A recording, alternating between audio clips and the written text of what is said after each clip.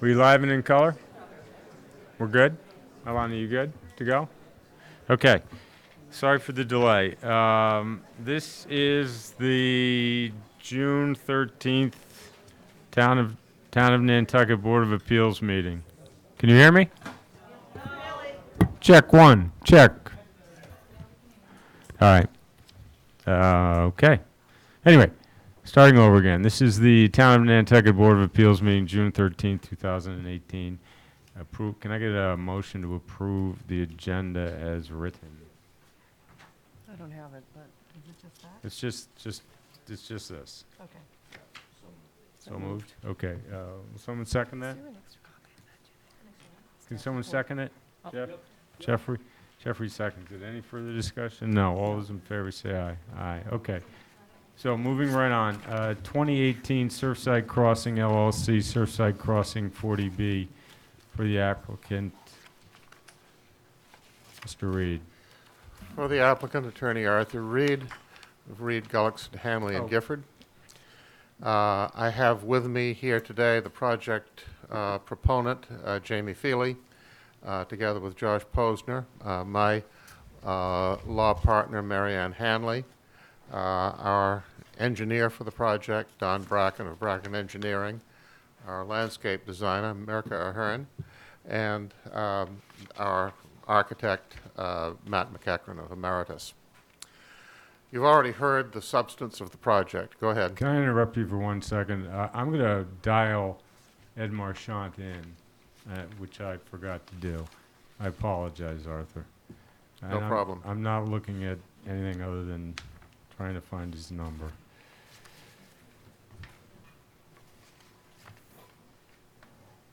Okay.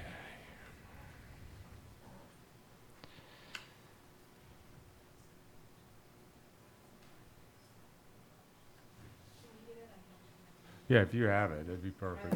What do you do, dial 9?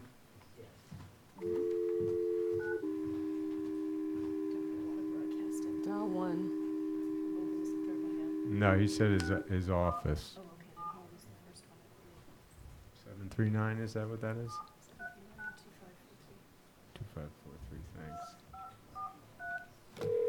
Oh, shit. Did you dial 9? Yeah, I dialed And 1, and then 1. All right, the system's not working. We have to go. No, I'm kidding. Dial 9. And 1. You can have to do it. 9. 739.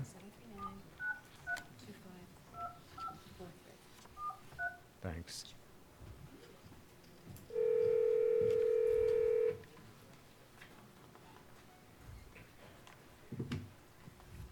Thank you for calling the Boston Solar Company. If you know your party's extension, please dial it at any time. I'm good, Otherwise, thanks. stay on the line and a representative will be with you.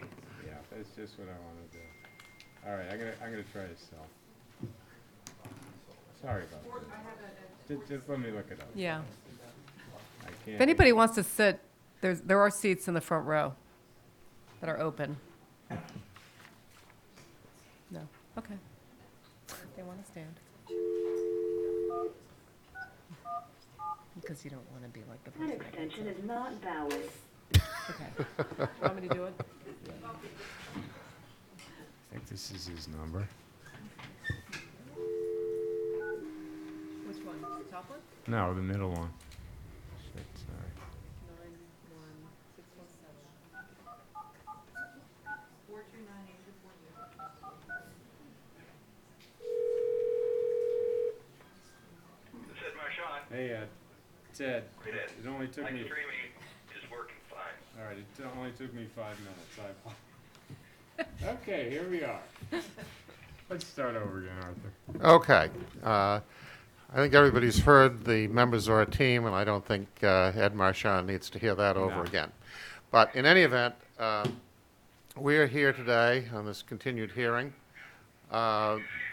Since the last presentation, and you've already heard the substance of what our proposal is in this project, we have provided in the format that you requested, I believe, the list of waivers that we're requesting. We've provided you with a landscape plan, which you didn't have before. And we have a slideshow presentation, which is up on the board right now to be gone through. And without any further ado, I would like to turn it over at this point to our engineer, Don Bracken, to run through the materials on that and present those aspects of the project. All right, I have a couple quick questions, sort of a housekeeping, if you will. On the Pell application, there were, on the certification and acknowledgement, I think it was page 22. I'm looking at an email. I apologize for looking at my phone, but there's a question: have any of the applicant entities failed to comply with provisions of Massachusetts law related to taxes, reporting of employees and contractors, or withholding of child support? Then there's a yes and no checkbox. There is no, that question was unanswered. Every other question is answered. Is that an issue? Just an inadvertent? Mr. Chairman, they do have the project eligibility letter. That was the application for the PEL. Certainly, you can ask the question, and perhaps they could look into it and get you the answer to the question.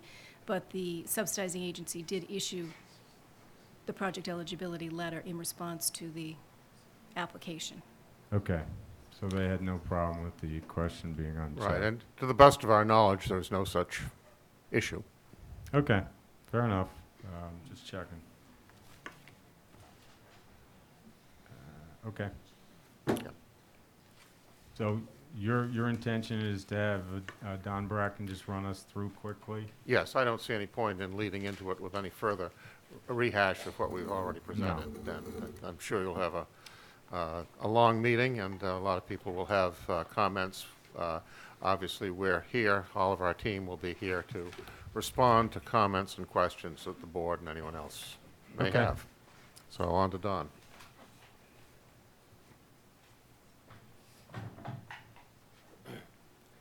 Thank you. Since the last meeting, we try to address the questions regarding the landscaping plan and getting some additional information for you to evaluate the landscaping plan. Eleanor, if you could go forward with the slides a bit to our existing conditions plan. One more. Okay, stop right there, please. So this plan was also updated from the last meeting. What we added to this plan were the location of existing trees along this northerly property line, sort of as a sample survey of what's in the area. And you'll see from the drone photos that were also included in these slides what the tree density looks like, and it's fairly consistent throughout the site. You can see also we've added this cleared area where that existing path was cleared out approximately down the center of the road, one of the proposed roads. All right, if you could keep going to the drone pictures. Oh, back one. Okay, so this is the Sachem's Path subdivision.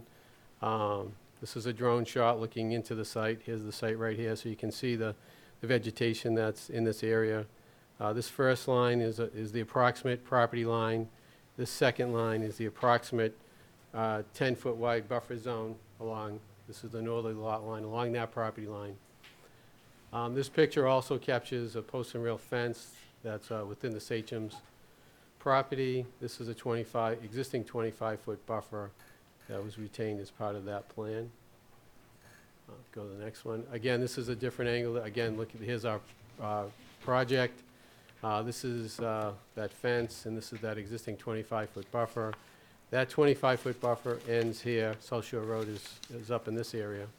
And there's no buffer on Sachem's Path in this area. But again, this shows, you can see the fence along the property line. This shows the vegetation existing along that property line. This photograph is the northwest corner of the property. Sachem's Path is over in this direction. Maya Comet Ave is in this direction. Again, this is the 10-foot buffer strip along the property line, and this is the 15-foot buffer strip along the westerly property line. Just a different angle, again, Sachem's Path. Can't recall the name of this development right off the bat, but again, just another angle. There is some sparse areas in this vicinity, and you'll notice on the new proposed landscaping plan that any of these areas that don't have trees will be supplemented with trees. Areas with trees will be supplemented with lower vegetation to provide an adequate screen within those proposed buffer areas. Go to the next one, please. This is the sewer easement property. And this is, again, this is at the corner of the property. One of the roads comes up and turns. This is the approximate area where the proposed barn was in that open space property. Again, the 15-foot buffer. This is open because of the easement. Gives you an idea of the vegetation that we're going to retain within those buffer areas. Okay. And then this is the updated landscaping plan. We also added the location of the houses surrounding us on the north. I believe we already had these houses shown on the previous plan. The proposal includes much more detailed information on what the proposed landscaping is going to be. We do show from that tree survey we did along this property line, the trees that are there and will be maintained. Part of the landscaping plan is a proposed board fence along this property line where there's no buffer on Sachem's Path area. And then the rest will be vegetated and reinforced with additional vegetation. Most of that information is shown also on the detail plans, which are the next two sheets. And that's the extent of the landscaping changes. We haven't made any other engineering changes besides that. We'd be happy to answer any questions. We gave, I know, a very brief introduction and some technical information at the last meeting. Not sure if you want to review any of the engineering aspects of the project, or you just want us to answer further questions. Yeah, I don't think we're quite ready for the engineering review yet. I have a couple, or one or two questions. What is the status of MISA and the Endangered Species Act, et cetera, et cetera? Well, it's still being worked on by Brian Madden from LEC Environmental Consultants. I know that there are other studies that are going to be done on the property, which still have to take place. I mean, So what happens if they yeah. find that a lot of this is not exempt from their jurisdiction? I really can't answer that question. I mean, it seems to be a chicken and an egg thing. If the moth is there in abundance, why are we reviewing this? You are dealing with the aspect of permitting with regard to all town permits that are necessary in connection with the project. Obviously, we also need to, and we are proceeding on a parallel track, to do the work necessary to obtain the state permits. They're two sides of the same coin, and they're separated in terms of areas of jurisdiction. Well, I understand the jurisdictional issue, and we're not trying, I don't think we want any more jurisdiction. But if 50% of this is deemed in habitat and you can't build on it, we would be reviewing a totally different project. Obviously, we would have to come back to you in the event of Obviously. changes that would have to be made as a result of that. Do you have a time frame as to when you think you'll be through that MISA process? I mean, 3 weeks, 6 months, I think it'll probably be a little longer than that. 6 Been months? 6 months? So Jamie Feely, the applicant, there's already been a study started, and so they're supplementing. They You have have to to speak speak up. into the mic. There's been a study that has already started on this property, and so they're supplementing that study. And I believe the last part of the supplements to complete the study is going to be in September. But if there's findings that part of this property does have endangered species, then our obligation would be to mitigate for that property, and we could do it off property. right?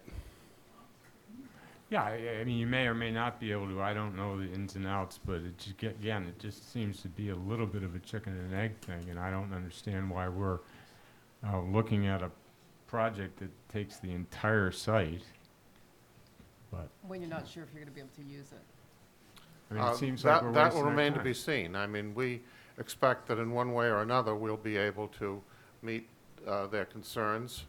Additional studies, as I say, because of the life cycles of certain organisms, take a little bit longer to deal with in terms of getting the materials together that natural heritage will require. But the fact that that is pending on a completely separate matter outside the jurisdiction of this board is not a reason to defer proceeding with this. Again, subject to the fact that we need to, as in any situation where you have multiple permits required, make sure that the permits are all consistent with one another before we go ahead with construction. My only question would be timing, because we have Speak to, into a mic, oh, please. what is our timing in terms of being able to, or having to make a decision? Oh, we have 180 days, so Right, clearly so we would, that You would have to right give us there. extensions until you're through that process. Yes, I mean- and, you know, we also could complete this process and come back for modification if we needed to. Right, that makes I'm not- absolutely I'm no not sense to prepared me. to go through that No sense process. whatsoever. Well, I mean, it makes no sense. Why would we spend 6 months of our lives dealing with this and then have you come back for modification because you can't do it? that can happen in any situation, Mr. Chairman. Well, I just don't understand why it wasn't done ahead of time. I mean, when Sachem, I believe Sachem's Path had to mitigate, like you're talking about, but it was on other town property that they were, so, I mean, you're prepared in some way to mitigate? Is that your plan of action? We are prepared to take whatever action is necessary in order to satisfy the requirements of all applicable bodies having jurisdiction over the project. Makes absolutely no sense to me. I don't know, what is the, the legal bent on this issue? Well, from a practical standpoint, I don't think it's on. Is it on? sorry, from a practical standpoint, you would be correct, Mr. Chairman. It does certainly seem impractical. However, that determination is for the applicant to make. They have the ability to come forward and seek this permit out of sequence with respect to the other permits that they're seeking. And that's one of the reasons, as we've discussed, with respect to the peer review that happens, that it's very important that the peer review consultants be charged with looking at and comparing the plan to all of the rules and regulations and bylaws and ordinances, even if a waiver isn't sought, to make sure that everything is looked at that may apply and that could need a waiver that hasn't been asked for, so that you're aware of it. Okay.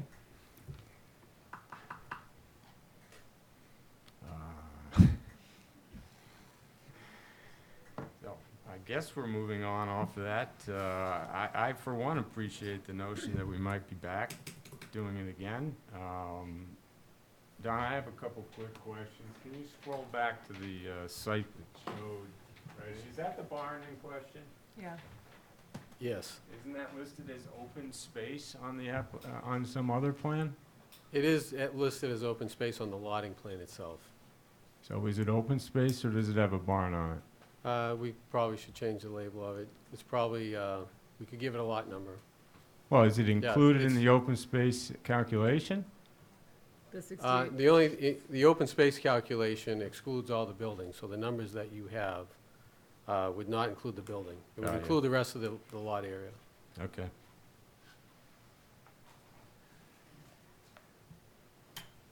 Okay, I guess we'll move on.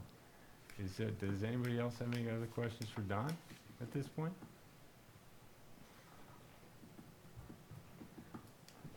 Okay. Is that the end of today's presentation? Arthur?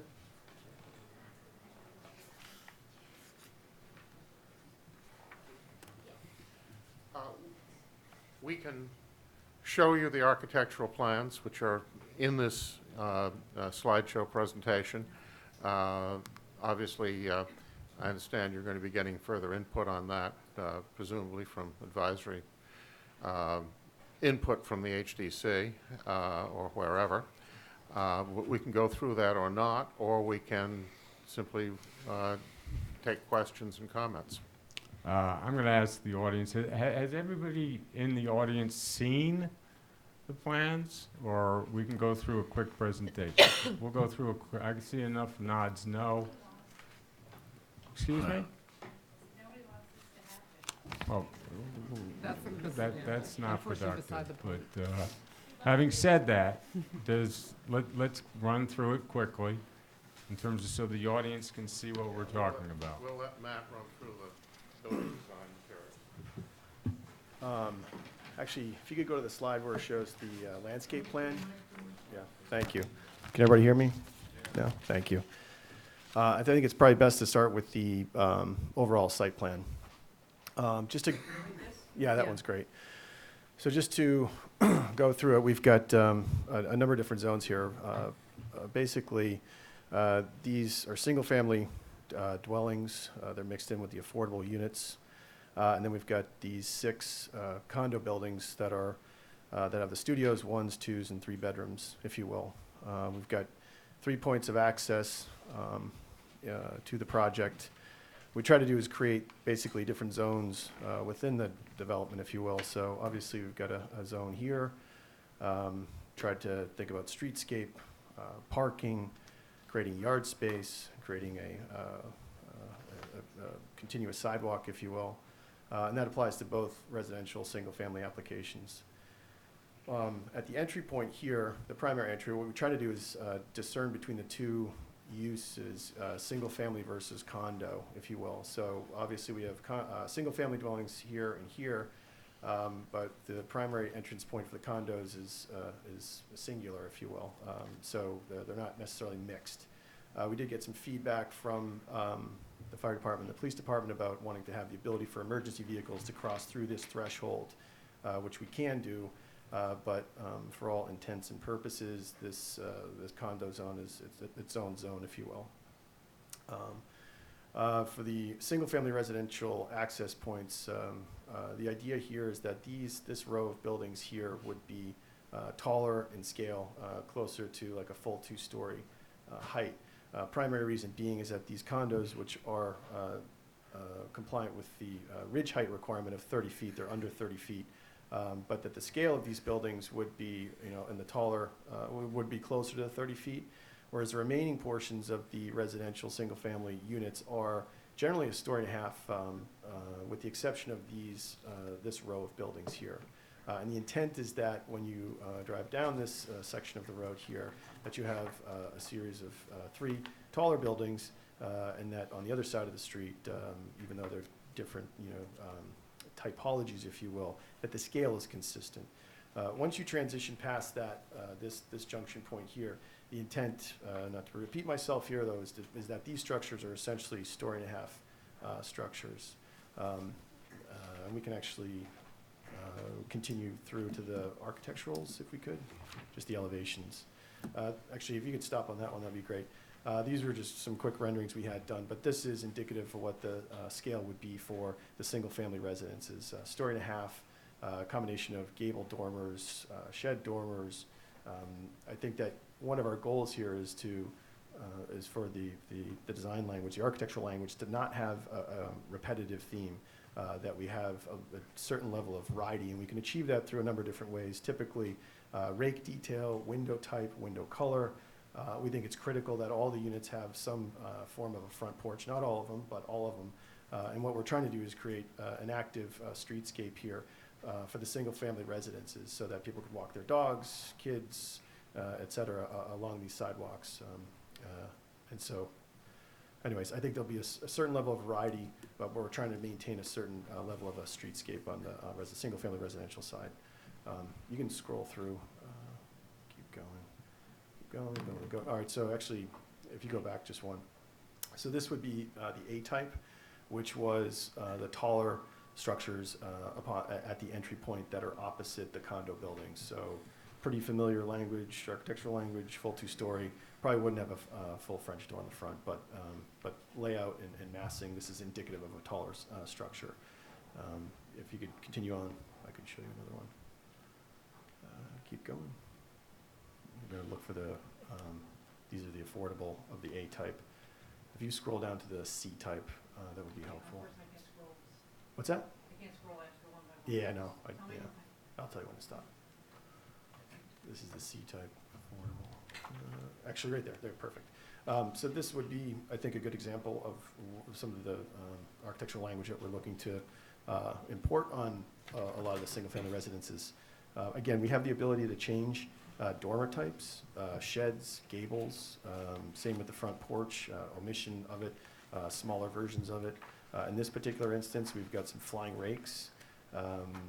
We've got a crossbuck railing detail, and again, I think all these give us the ability to provide a level of variety for each of the structures. You can scroll down further through the other options, but they're pretty straightforward in terms of, this is the affordable version. Can I ask you a question? Sure. What's the difference between an affordable version and a market rate version? From the exterior, nothing. It really has to do with the interior. I think the affordable units have unfinished basements. And So is type D an affordable? And because you had scrolled through and you said, oh, these were affordable, so I want to know. I think it's just primarily about square footage. Some of the non-affordable ones have projections off the back, like additional, living room or something like that, or a den or whatnot. So is it A's are affordable, B's are not, C's are not? Yeah, so A would be the A type affordable. Just a regular A is just, yeah. BA. Okay, got it. So the designation A makes it affordable. Yeah. So every variety has some affordable Exactly, styles? yeah. Okay. Yeah. And from the street, you wouldn't be able to tell the difference.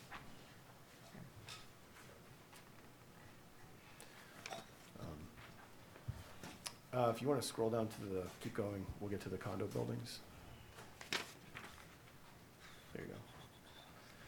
Actually, this is a good slide to stop on. So you may have to go back to the original site plan to show you, but one of the goals for the condo buildings was to create green space, common green space, if you will.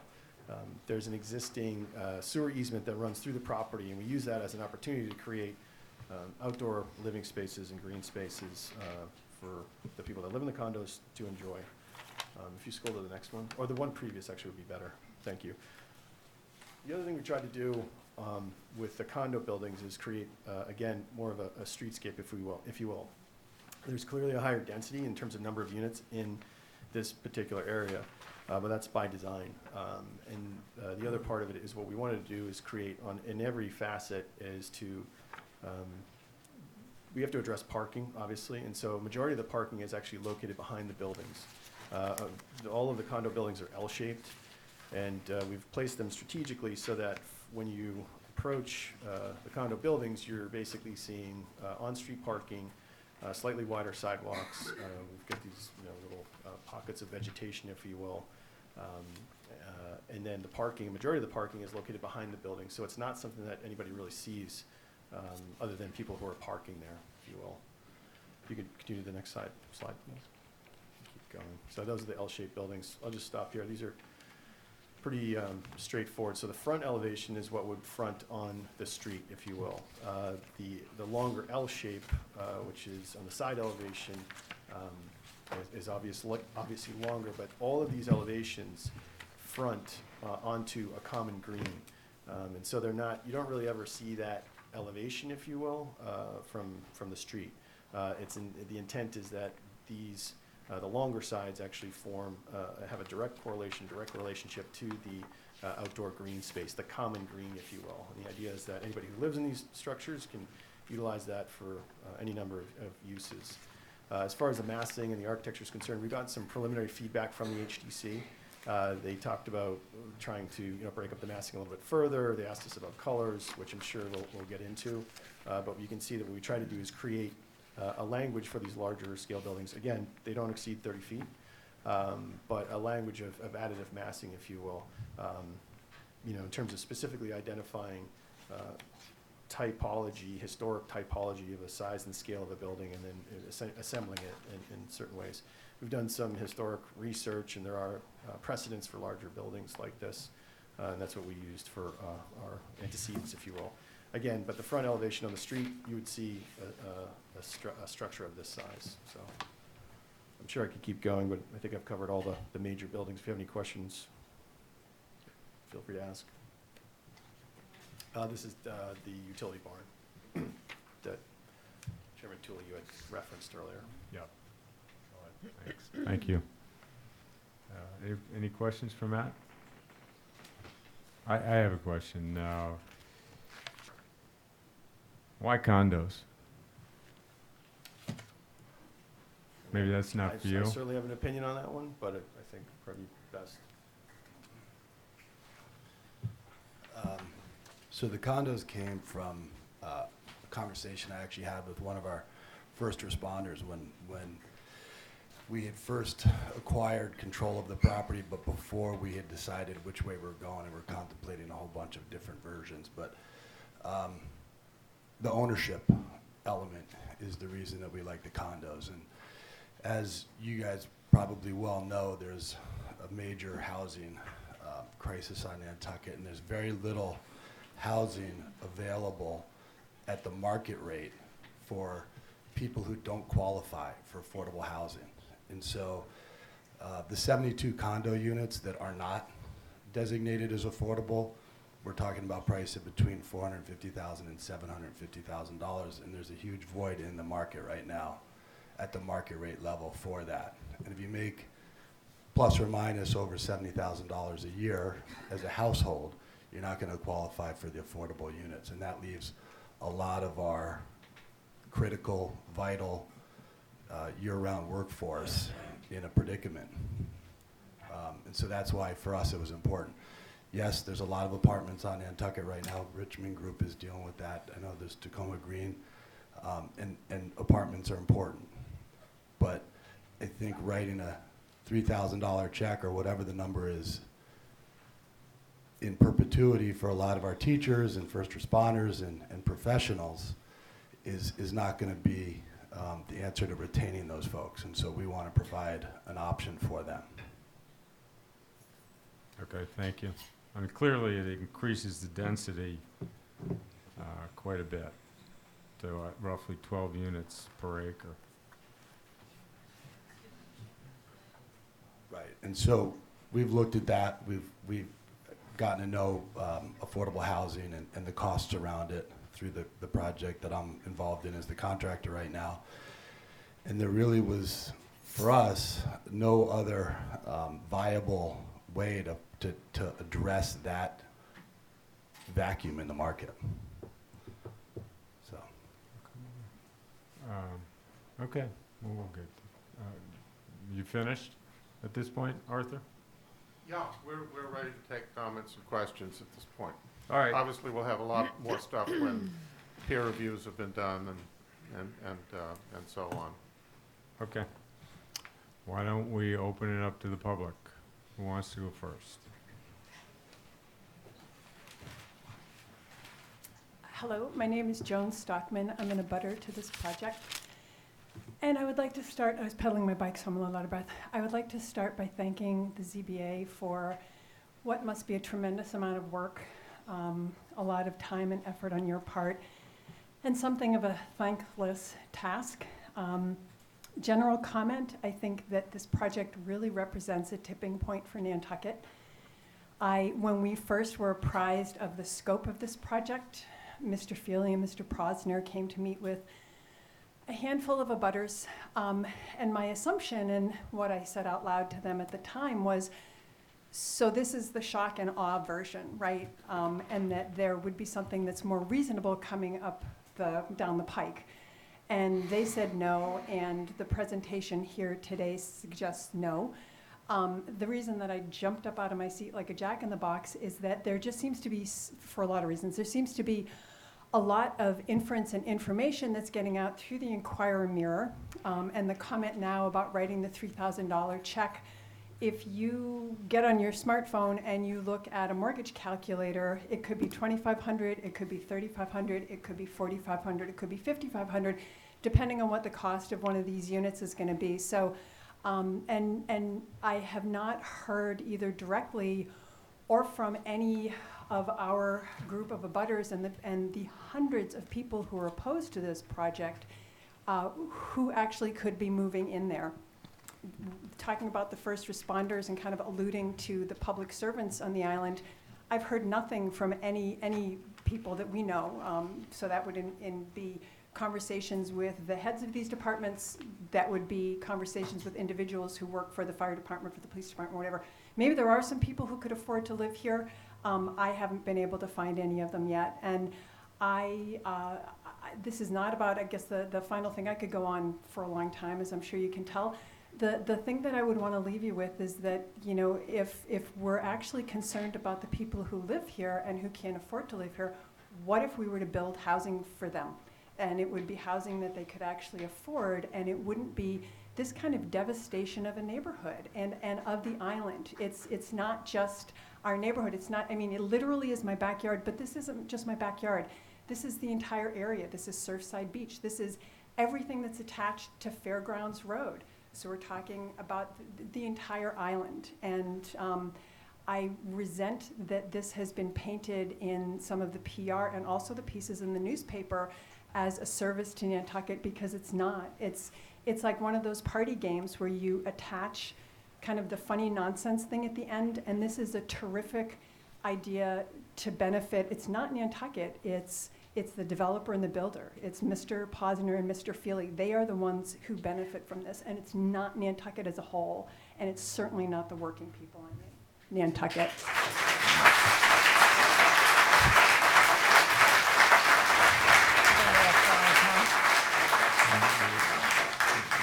Let's refrain from the clapping, okay? Let's refrain, though. I know it's hard. So, who's next? Anybody else want to make a comment?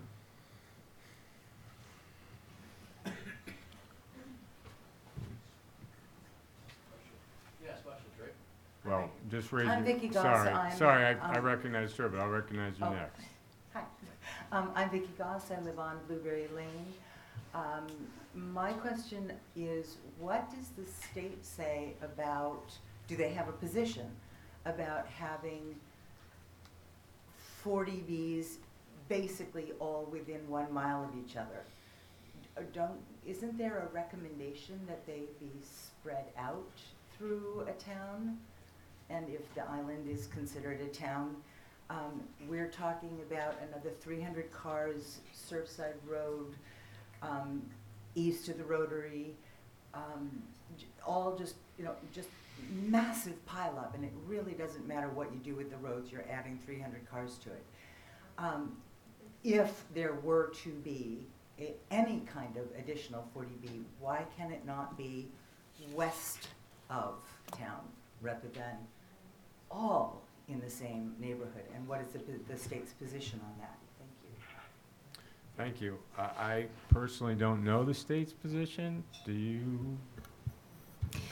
Mr. Chairman, through you, that's a very good question, of course. The answer to that question is that a project eligibility letter application was filed by the applicant to the subsidizing agency, and the subsidizing agency considered that issue because it was raised very specifically in the comments made by the Board of Selectmen. They pointed out that issue, that they had a concern about concentration of high-density projects in one place. However, notwithstanding that concern that was raised by the Board of Selectmen, the project eligibility letter was issued.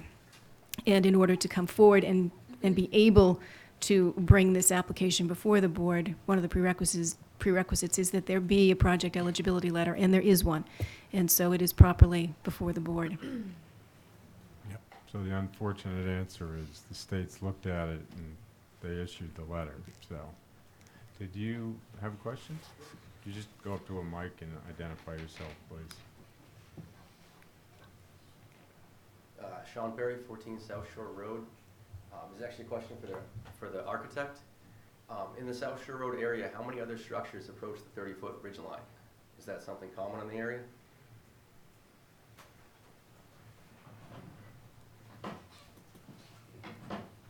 I don't actually have a figure for you, but I could do a survey and get you that information. So I'm sure that there's structures in the range of 25 to 28. So, but if you want a survey of those buildings in the area, we could certainly find those. It might be helpful. I don't know what the survey area would be, but go ahead. James Sorry, if I could just, Cabral. regarding that quick question, Sorry. Josh was asking, what's the zoning in the area? It's 30 feet, which you're allowed to by right, but, well, we'll certainly find out. Thank you. I'm concerned, I have 2 wells directly across the street within 50, 80 feet of their property.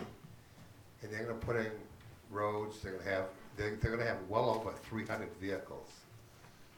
They're gonna have runoff from the roofs, to the asphalt roofs. All that's gonna go where? I'm concerned about my wells. Thank you. All right, just for my edification, can you take it back to the site plan and can you just point out approximately where you are? You're across South Shore Road? 8 South Shore Road. Okay.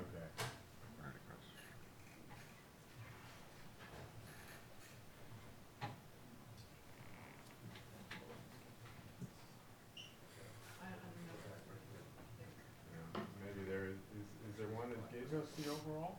But anyway, you're over in this area? Yes. I can't read that. Okay, thank you. Yep, thank you. Do you have an answer for that? As we talked about at the last meeting, the entire site is within the Zone 2 public water recharge area. So the drainage systems for the roads will be designed in accordance with DEP standards. All the drainage is going to be subsurface. It'll be treated through catch basins and proprietary treatment type systems that separate the oils and gases from the water, and then it goes into a subsurface leaching system. Is that going to kind of system require ongoing maintenance? Yes, it does. When you have these systems, you have to have a contract with someone to maintain them. I believe it's 4 times a year. These systems have to be inspected and cleaned as necessary. So the developer would be the one to enter into the contract initially and then the homeowners association? Is that the intent? That would be the intent, yes. Mr. Chairman, I have a question. Go ahead. The, all regulations related to that runoff, they're all DEP regulations, or are there town regulations that you're looking? It's designed in accordance with both sets of regulations. The DEP regulations in sensitive areas like this sort of trumps the town regulations. So those are the more restrictive, and that's what it's designed towards. Okay. Can you explain for everyone what the difference between, I assume there's Zone 1, and this is Zone 2? It's a Zone 2, actually. A Zone 1 is very close to the well area. You wouldn't be Okay. able to develop within a Zone 1. I got you. So it's proximity to the source of the water? if you will, or the wells themselves? This is the limit of it, this line. This is the limit, so we're actually almost the furthest point from the closest well.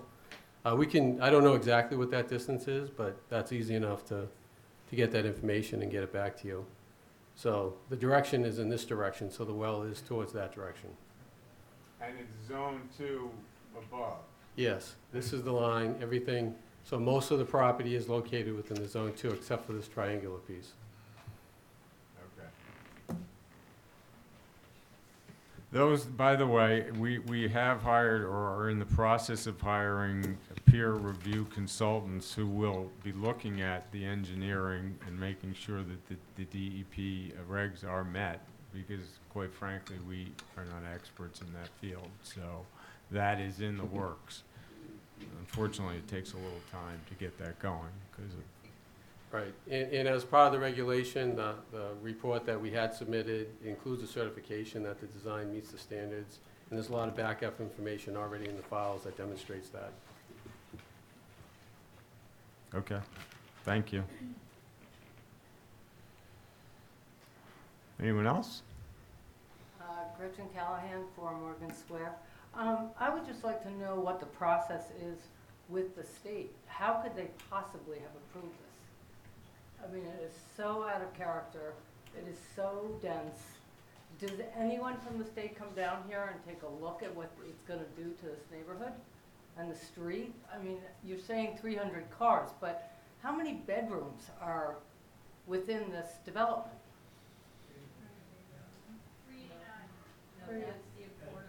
So there's 2 cars per household, just on average, wouldn't you say? I mean, how could they possibly have approved this?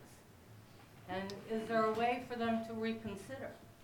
I mean, is there any pressure that we can apply in any format that would get them to recognize the fact that this is so out of scale?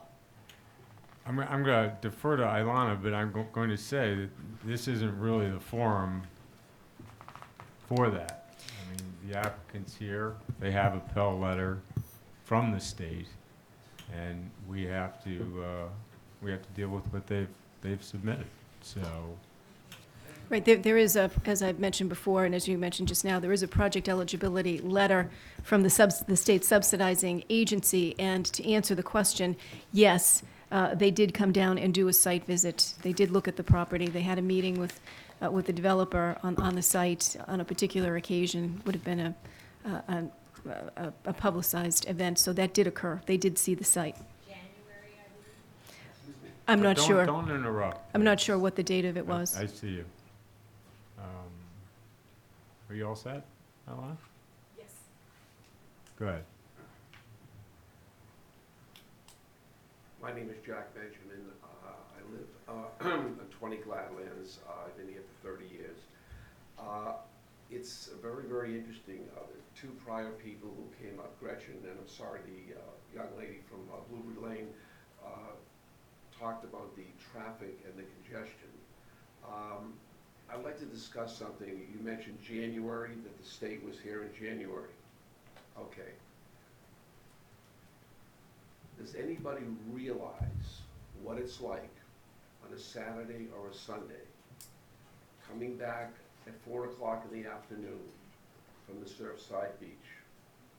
Right now, as it stands right now, after Saxon Pass has been developed and people are living there, and it was done with great thought and a great concept, and everybody is happy there, there's a line of traffic that is unwieldy. It has made Nantucket, that section of Nantucket, going from a beautiful, quiet, peaceful place to a traffic jam on the corner of South Shore Road and Surfside.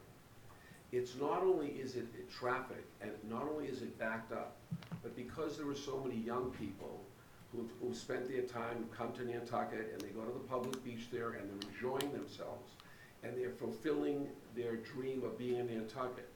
At this particular point, there becomes a little bit of rowdyism. Now we're going to add 300 cars on the cross area there, and most of those people are going to enjoy the summer like everybody else is. This is a catastrophe, and I find it to be something beyond even belief that a town like Nantucket has not been able to spread out the emergency situations of having more people living in this area under Affordable Act. I know it's a 10% situation. I'm familiar with it throughout the towns. I live in the greater Boston area as well, and nobody has gone through the serious situation and density that this wonderful island is going through right now, including Martha's Vineyard, which is as closely comparable as I could say. We have got to get together as an entire group and make sure that this situation does not happen. It will create chaos. I don't want to see red lights or blue lights or flashing yellow lights at the intersection of the South Shore Road and Surfside. It is up to all of us to try to create the tranquility that we've always had. It's hard to believe that any human being from the state with any kind of authority could come down here in January and predict how severe the traffic situation will be after adding 300 cars on a Saturday and Sunday from the end of June through Labor Day. Thank you. I see you, but I have a question. At the last meeting, I believe we talked about peer review. Peer review, in essence, correct me if I'm wrong, reviews what the applicant has submitted and basically vets the fact that it was done properly, correct? Looks at the, essentially the waivers that are asked for, and you make a determination as to whether any one of the waivers or any number of the waivers create a local concern that outweighs the regional need for affordable housing. Or if there's an issue of concern that you have, even if it isn't a local concern, you can discuss it with the applicant, and the applicant can agree with you to address the issue. If they don't agree with you, then you move to see whether you have a determination on your side that it's a local concern that outweighs the regional need for affordable housing. You say to the developer, we would like you to do this. If the developer says no, then the developer, if they don't say, gee, it will render my project uneconomic, then you have the ability to impose your will on the developer. But if they say that it will render the project uneconomic, then you have the ability to contact perhaps Mr. Marchant and have a pro forma reviewed, go through that process and determine whether indeed it would make the project uneconomic. And if it would, that's when you get to the determination of, well, if it would render the project uneconomic, you then, in order to be adverse to it, you would need to find that it was a local concern that outweighs the regional need for affordable housing. And that's a heavy burden to satisfy. All right, well, I guess what I was getting at is, as it pertains to the traffic issue that Mr. Benjamin brought up, do we have the right as a board to commission our own traffic study? Or do we need to wait to go through the process of peer review first? You have the ability to go to the Board of Selectmen and ask that they commission a study and appropriate, if there's an appropriation for it, to go out and have it done at the town's expense. The only thing that you have the ability to do within this process directly with the applicant is to peer review what it is that the studies that they provide to you, and to tell them, look, there are particular aspects to the study that you think are lacking. For instance, if the traffic study wasn't large enough in scope, that it didn't go out far enough in terms of the intersections and distance. The timing issue is often one that is raised. Most traffic engineers will tell you that they have methods, formulas that they can use to extrapolate for the traffic at different times of the year. But where you have an unusual, potentially unique situation, you might want to have traffic studies done this summer. Obviously, you're in the, while this public hearing is ongoing, you would be within the range in July, in August, to have some more, surveys done at that time, so you would have real data. Then you could ask for that. Thank you. How does the board feel about the traffic issue in general? Well, I think I'm concerned about it because I don't think if it's 389 dwelling units, it's probably going to be more sorry. I was just saying that Not 389 dwelling units. bedrooms, excuse me, 389 bedrooms, it's likely going to be more than 300 cars. It's going to be Likely, more yes. than probably 800 cars. I'm not disputing those facts. Well, so anyway, I think it's important. Because it's one road with no other way but meeting that intersection of Fairgrounds and Surfside. I agree. Seems like a lot of So, burden. I guess my question to the board was more, do we want to approach, we either can go through the peer review, and if we're not happy with what either our peer review consultant tells us, or we think something was deficient, we can go to the board of selectmen then. I Or we wouldn't can mind being proactive. Me neither. I think we should be Okay. proactive So we on have that. it to look at when we get their study. Mm-hmm. Okay. So, if nothing else, I will contact the board of selectmen and ask to see if we can appropriate the money for traffic study And- of our own. And Mr. Chairman, just to emphasize, obviously, the July 4th weekend is coming up soon, and so there would be the ability to have that conversation now with the applicant to do a survey and present that information once that's put together, if that's a time that is of concern. Obviously, there were counts done at another time of year, but the time of year that perhaps you're most concerned about is coming up very soon.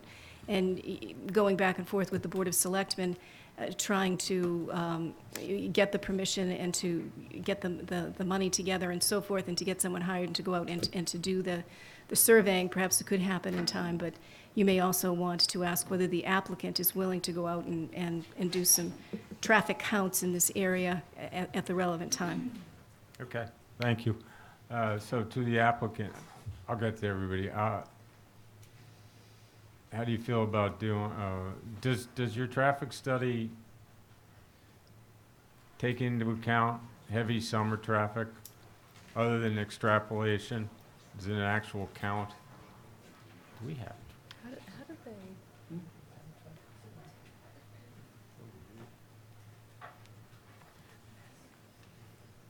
So as I understand it, it is through extrapolations that he's going to get the summer. He's also, I believe, as part of the process, looked at other studies that have been done on island. I believe he is coming back or has come back to add additional, a supplement study to his study. There was some social media last time, and we saw a bunch of cars driving up and down the road, and so that was factored in, and I think he would like to get a true up and to do something in June, but so I believe that is coming. We'll Okay. submit it as soon as we have it. Okay, thank you. So we'll, maybe we'll have concurrent paths going. Okay. Next, I'm going to start with. Thank you, Mr. Chairman. I'm Diane Cabral. I live at 8 South Shore Road, and this is just in addition to the traffic.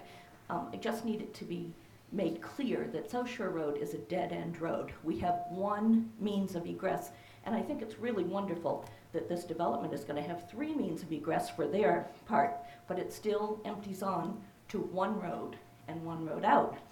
If there's some kind of a disaster, a fire, or an accident or something, I don't know how everyone will be able to get out of that area. So that is one of my concerns. It's a legitimate concern. Thank you.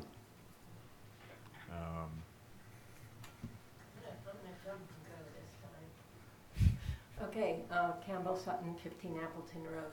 So of course, like everybody here, I have a ton of questions. Just a comment, right off when I saw that plan on this screen, it really nearly brought me to tears. That these people are looking at raping this island that way.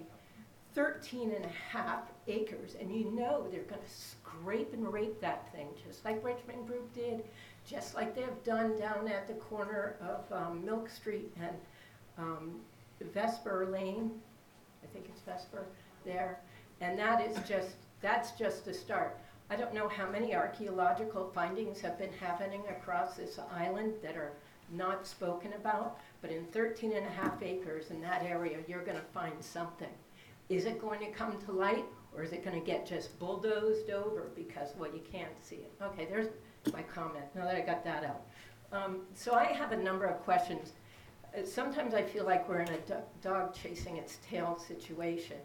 This affordable housing 40B, just like the other ones, have a certain percentage that allows for affordable housing, correct?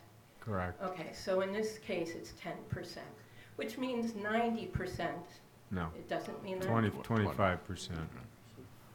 And it is 25%? Okay, so 75% isn't, right? Correct. Okay, so here's a concern that I've had in all the development that's going on.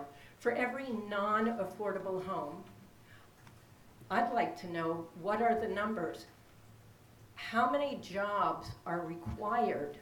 How many landscapers, increase in landscaping? There's another increase in a need for housing. You know, how many irrigation systems? How many painters? You know, because how many electricians? How many plumbers? How many housekeepers? How many cooks? Every single house that's approved on this island creates an employment pool situation of people who can't afford to live here. This is only increasing that, just along with everything else. Are they going to house the employees that are going to be needed in this development here? I don't understand where all these people are going to be going to. So that's just one of my things. And the town or someone should be doing a study on what's the result of a single second home here. You need caretakers. I don't need to go through it. We're all in the business. We understand what it takes there. And to that point, each of these, like a 5-bedroom, I saw a 5-bedroom up here. What kind of demand is that going to be putting and increased load does that put on our sewer system, not just in the area, but down at the sewer beds?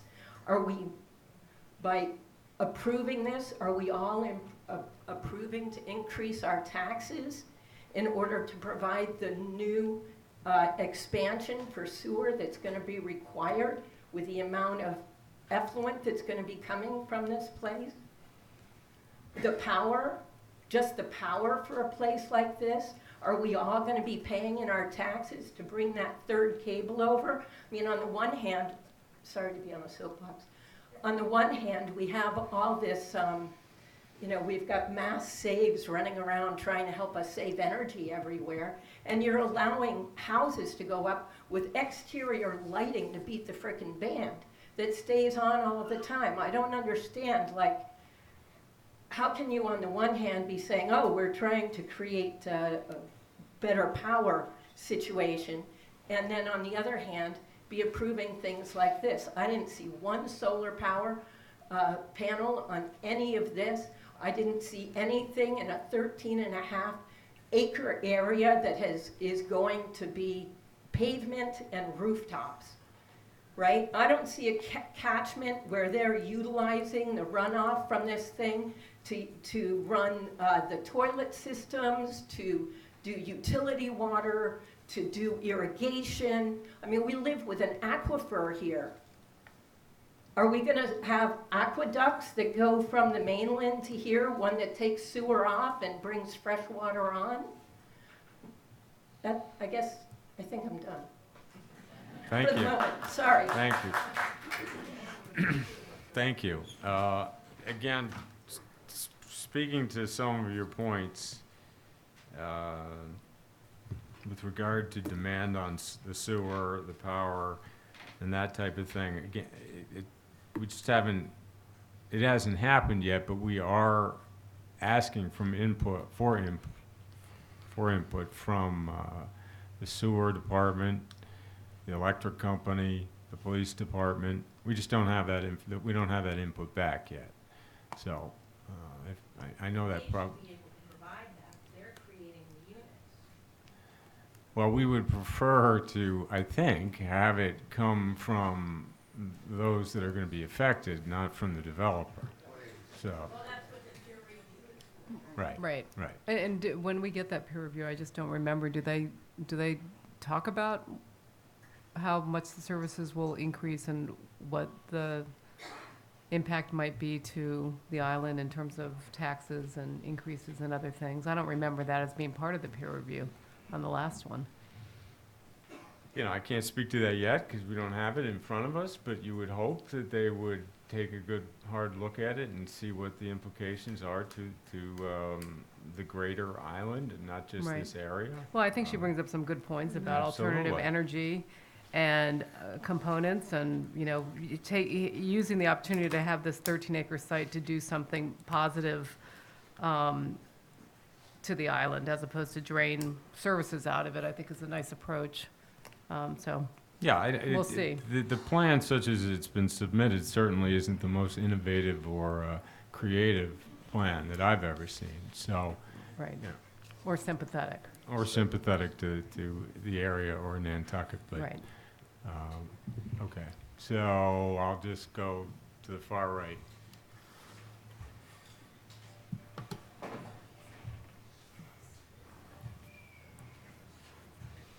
Hi, Jacques Simicki, Director Butter.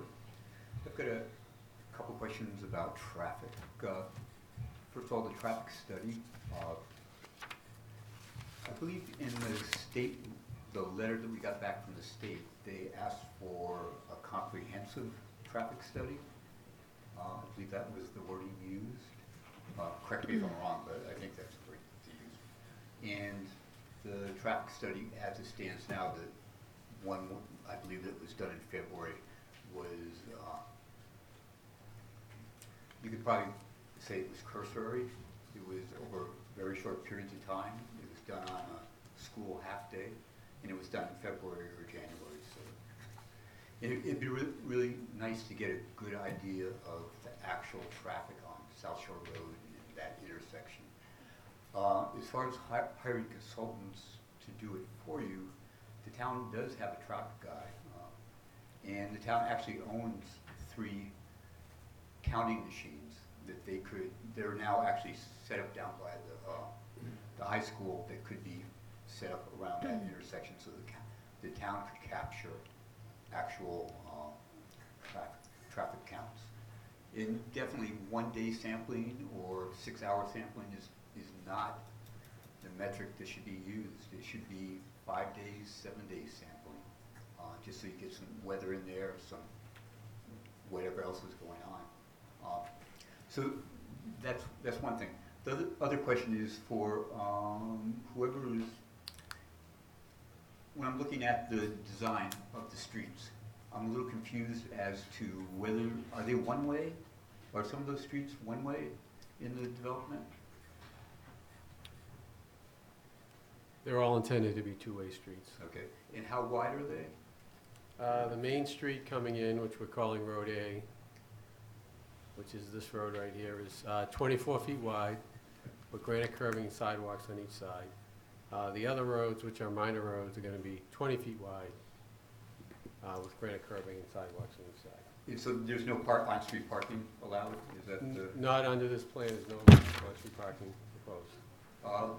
Yeah, I would just say it's practicality. If you go to any place that has streets like this, that people park on the street.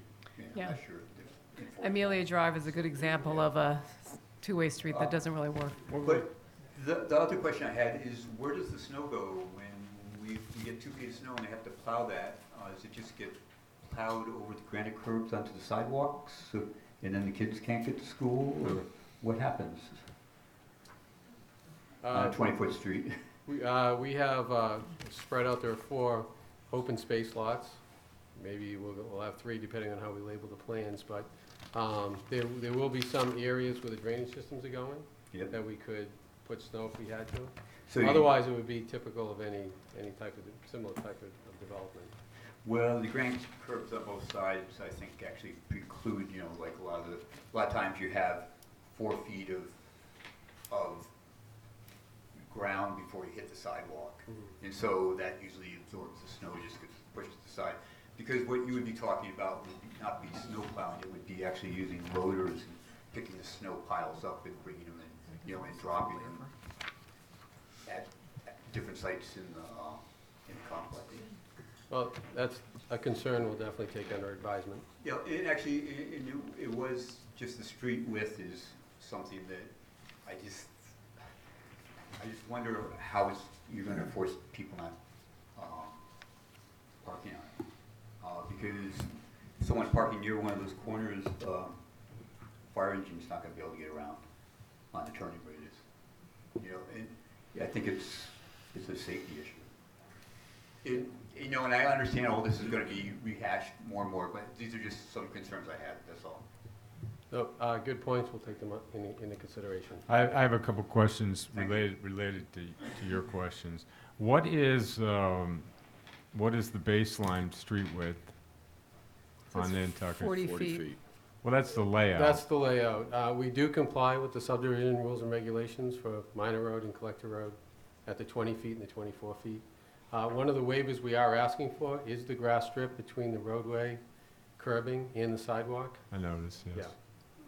So, All of these issues speak to the number of units, so we may need to revisit some of them. But what is, from an engineering standpoint, how wide does the roadway need to be able to park on it?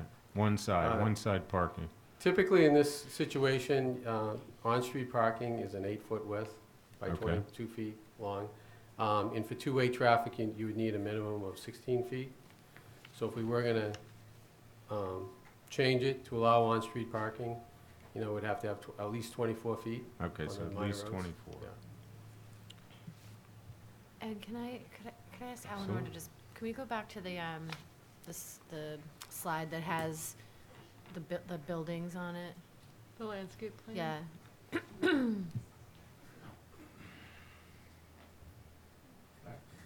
I think it was like right at the beginning, sorry. Yeah. No, the one that has all the buildings. Yes, thank you, Jeff. It's coming up. Yeah, There that it one. is. Yeah, it's just helpful, a better view while we talk about, I know, sorry, thanks. Thank you.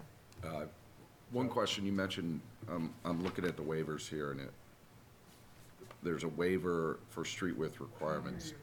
Sorry, there's a waiver request for street width requirement to 30 feet. So you mentioned 20 and 24 feet. That's the right-of-way width requirement, but the Okay. actual pavement width, we're not asking for any waivers on. Okay. So, the main road, which is Road A, is 40 feet wide because it is wider, so that actually meets the rules and regulations. These other roads are considered minor roads, so we're proposing a 30-foot wide roadway layout for those. Okay. And what is typical? 40 feet. 40 feet. And that sort of coincides with the waiver we're asking for the grass strip between the curbing and the sidewalk. So what is encompassed in the 30-foot right-of-way? If it's 20 The- feet of pavement, so the Yeah, 6-inch curb and a 4-foot sidewalk, so that's 9 feet, so that's 29 feet total. Okay. So the waiver you're specifically asking for is that 4-foot section of grass that is oftentimes in between the curbing and the sidewalk. Correct. All right. And, sorry, the only A road is this, correct? Correct. These are all minor roads. Correct. Yet they seem to service the entirety of the subdivision. So I don't really see the distinction. I mean, Well, this doesn't even service the condos. They come in this way. So this seems like the minor road, and these seem like the major roads. But anyway, we can get to that later. okay, yeah. So you might want to look at it, is all I'm saying. Well, The the way. thought behind it is most people would use this road because most traffic is going in this direction. And I know you said this, but so the width of the major road is 24 and the other one is 20? Correct. Pavement. These are 20 Pavement, that's what I mean, the pavement, the roadway, the actual pavement.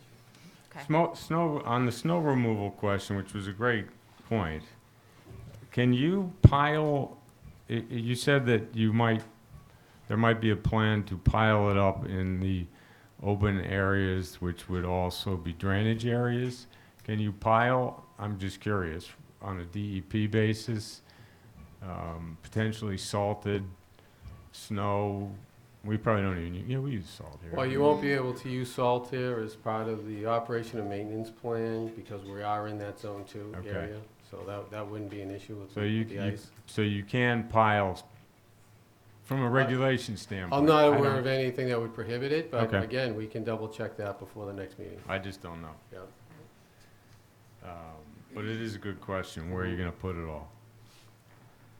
Okay, go ahead, in the black. Oh, no, you're already here, somebody beat you there. Go ahead. I do have a question, Mr. Chairman, James Cabral, that you brought up about the condos. Yeah. where the parking is. Yeah. As we all know, UPS, FedExpress, Cape Cod Express don't give a damn where they park. And they will block it. Okay, thank you. My name's, sorry, Check one. Luke Matzis. I live on Folger Ave, and South Shore Road is the only way out of that neighborhood.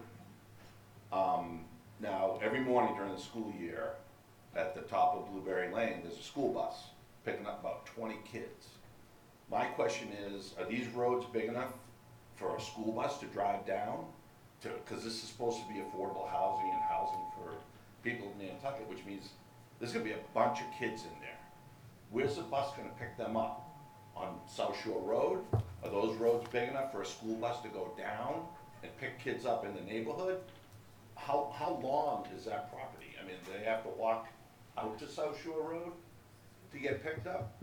I mean, what is it gonna be, 200 kids sitting out in the street waiting for a school bus every day? School buses, sorry.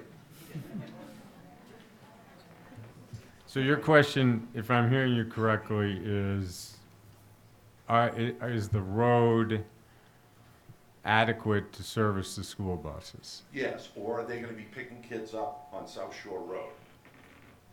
Does this fall under what Alana had mentioned? I think Alana mentioned last time that is something, last time we talked about the applicant potentially doing I can't remember the exact name of it, but it was like an education school impact study, and the applicant did not seem very interested in doing that, but I think it would be, and what Alana said, I think you said it was customary for the developers to participate in that, just to give the town guidance on these kind of questions, what to expect. Definitely customary, not so that the board can say no, because that's not a basis Right. upon which one could say no, but certainly from a planning perspective, so that there can be knowledge on the part of the town for Right, planning purposes for what's for coming the down the students, road. and for whether there needs to be a bus shelter and where. Yeah. Absolutely, it is very customary. And Ed, do you recall the applicant was not? I don't remember them jumping all over the No. idea, so. Could we ask again? Absolutely. Do you want, I'll ask again. Thank you. Can we get a school impact study of some sort? We're not proposing to do that, no. Who is? Can I ask why not? Yeah, I don't, why I don't wouldn't understand you why like there's that? the You just wanna- the You wanna pushback. come here before you're ready, and then you don't wanna do the school impact study. No, I Why? believe it's within the scope of the 40B process for us to be required to provide a school impact study. Well, it's not within the scope, but it would definitely be helpful to the town and to the services that the town provides to the people who are, you say you're going to help, that are going to be living there, so that they can do appropriate planning so the town is prepared for when people move in there, so they have appropriate bus service or whatever else they may need in the school system. And like Alana said, it doesn't really have any impact on our board as to whether, we could say yes or no. It's just I think the words you used was a tool and a common courtesy to the municipality that you're building in. Actually, now that you brought up the subject of bus service, is the town gonna have to put an NRTA station on the road now? That's a too? good And point too. assume Mm-hmm. that Cost? Yeah, that's a good point. I mean, how much is the town's taxes gonna have to pay to line their pocket, is my question. Okay, well, that math's beyond us, so you're basically refusing to We're do not, this we're not school at this impact. time proposing to prepare such a study. We're here tonight to listen. Okay, all right, that's fair enough, we'll move on. Can we, Ask one more thing, when the town does their study, on traffic, can they take into account the fact that Richmond's gonna finish their project, dumping even more traffic onto Old South Road, which is horrific already? Because I go down Fairgrounds Road, I have to go right. I can't go left because there's so much traffic. I'll be there for 3 days waiting for somebody to let me out. I'd let you out. I mean, unless I put some New York plates on it. All right. Kidding.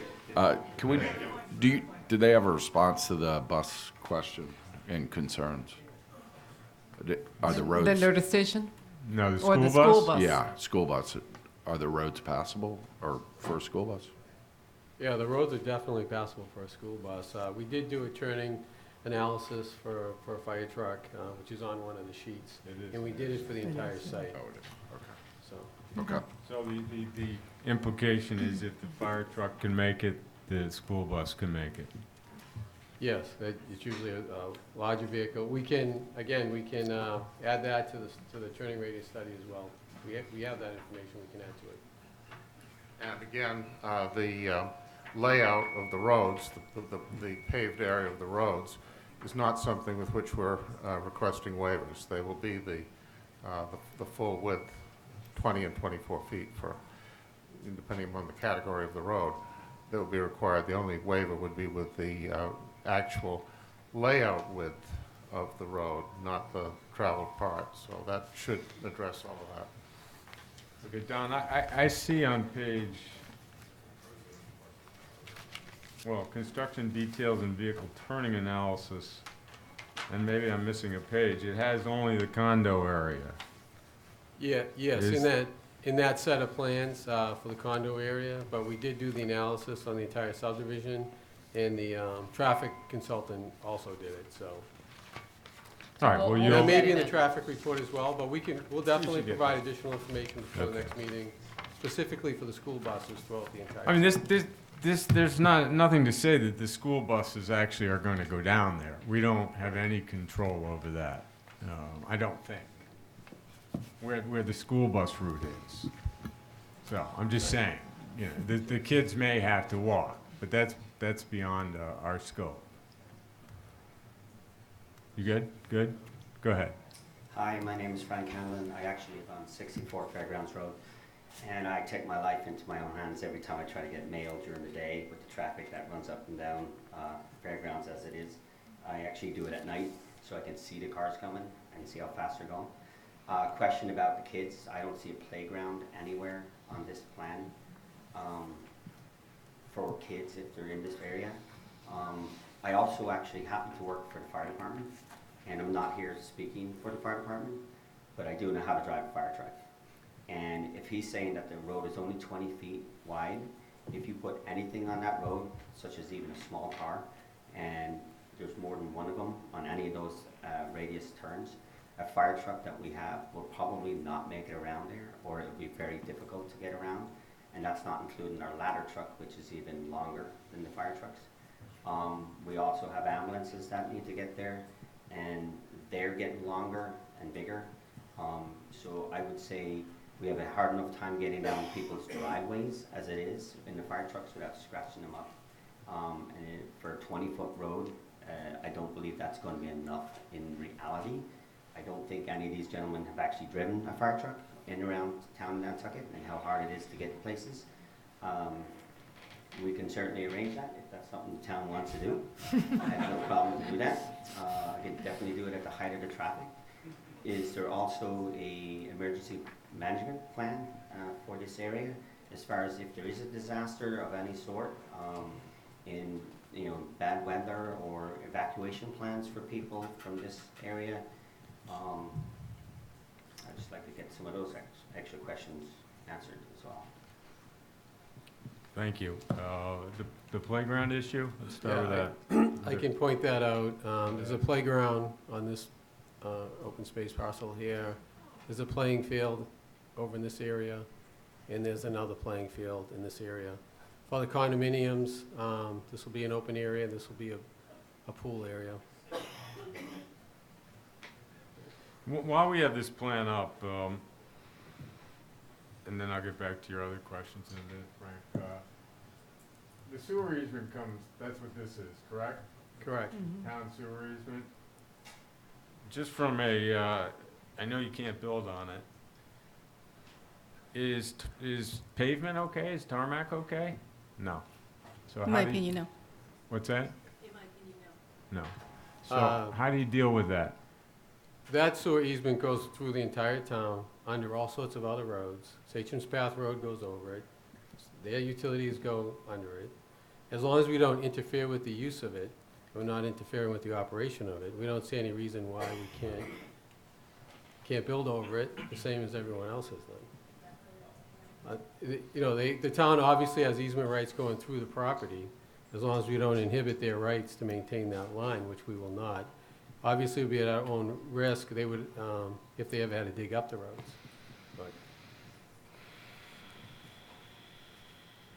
It's an interesting point that clearly the sewer goes under a lot of pavement. Well, certainly, there are roads that cross over easements, but to build on top of it, to place major landscaping above it, you know, infrastructure improvements that impair the ability to get in, particularly in an emergency. And this easement, I believe, has a fairly old main in it, so there would be a concern in an emergency to be able to get to it. Okay. I assume that Weston and Sampson, who's gonna be the peer reviewer for the sewer, that they will address that as well. Yeah, I just wanted to bring it up. We'll take another look at it. Oh, let me just finish with a couple of points that the previous speaker spoke about. The fire department and the turning radius, you're going to certainly supply another plan showing that the fire trucks work in the smaller roads, Yes, correct? correct. How about a ladder truck, not a concern? He had said that there are two different lengths of cars. I don't trucks. know what this It is study- based on the ladder truck That from one the is? information that Okay. we got from the fire department. I think So the point being, if there's a car parked on it, it's an issue. Right.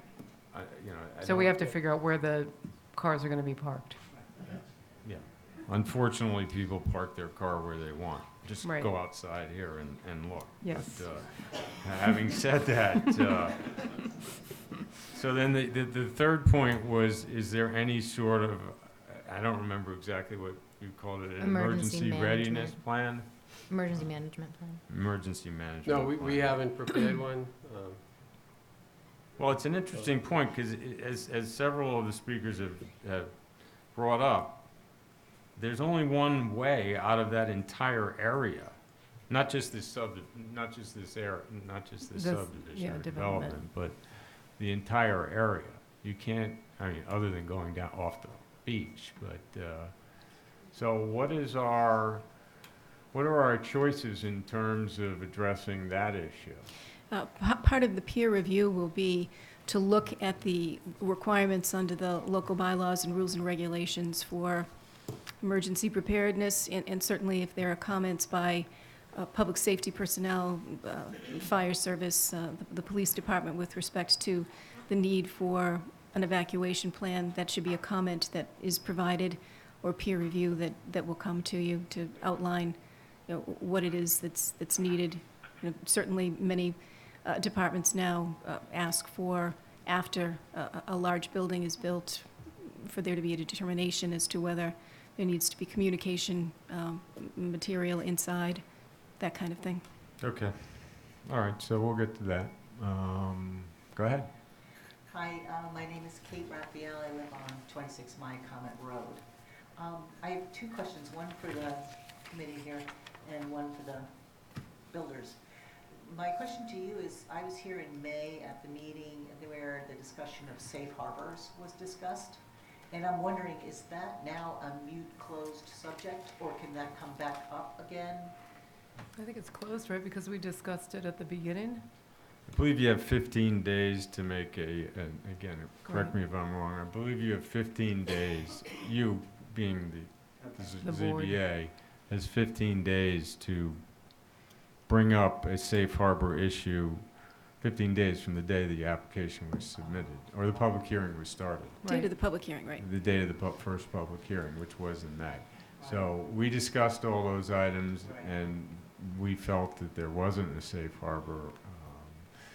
Keep in mind, just about the safe harbor, it doesn't make it go away. It just postpones it. But having said that, we think that is a moot point. Okay, all right, that was my question to you. My question to the developers is, as I look at this, I'm not quite sure I understand why you chose to make this so congested when it's 13 and a half acres. These people, I guess my biggest concern, besides just the sheer congestion of it, is do I understand right that you only have 2 parking places for each house? Is that true?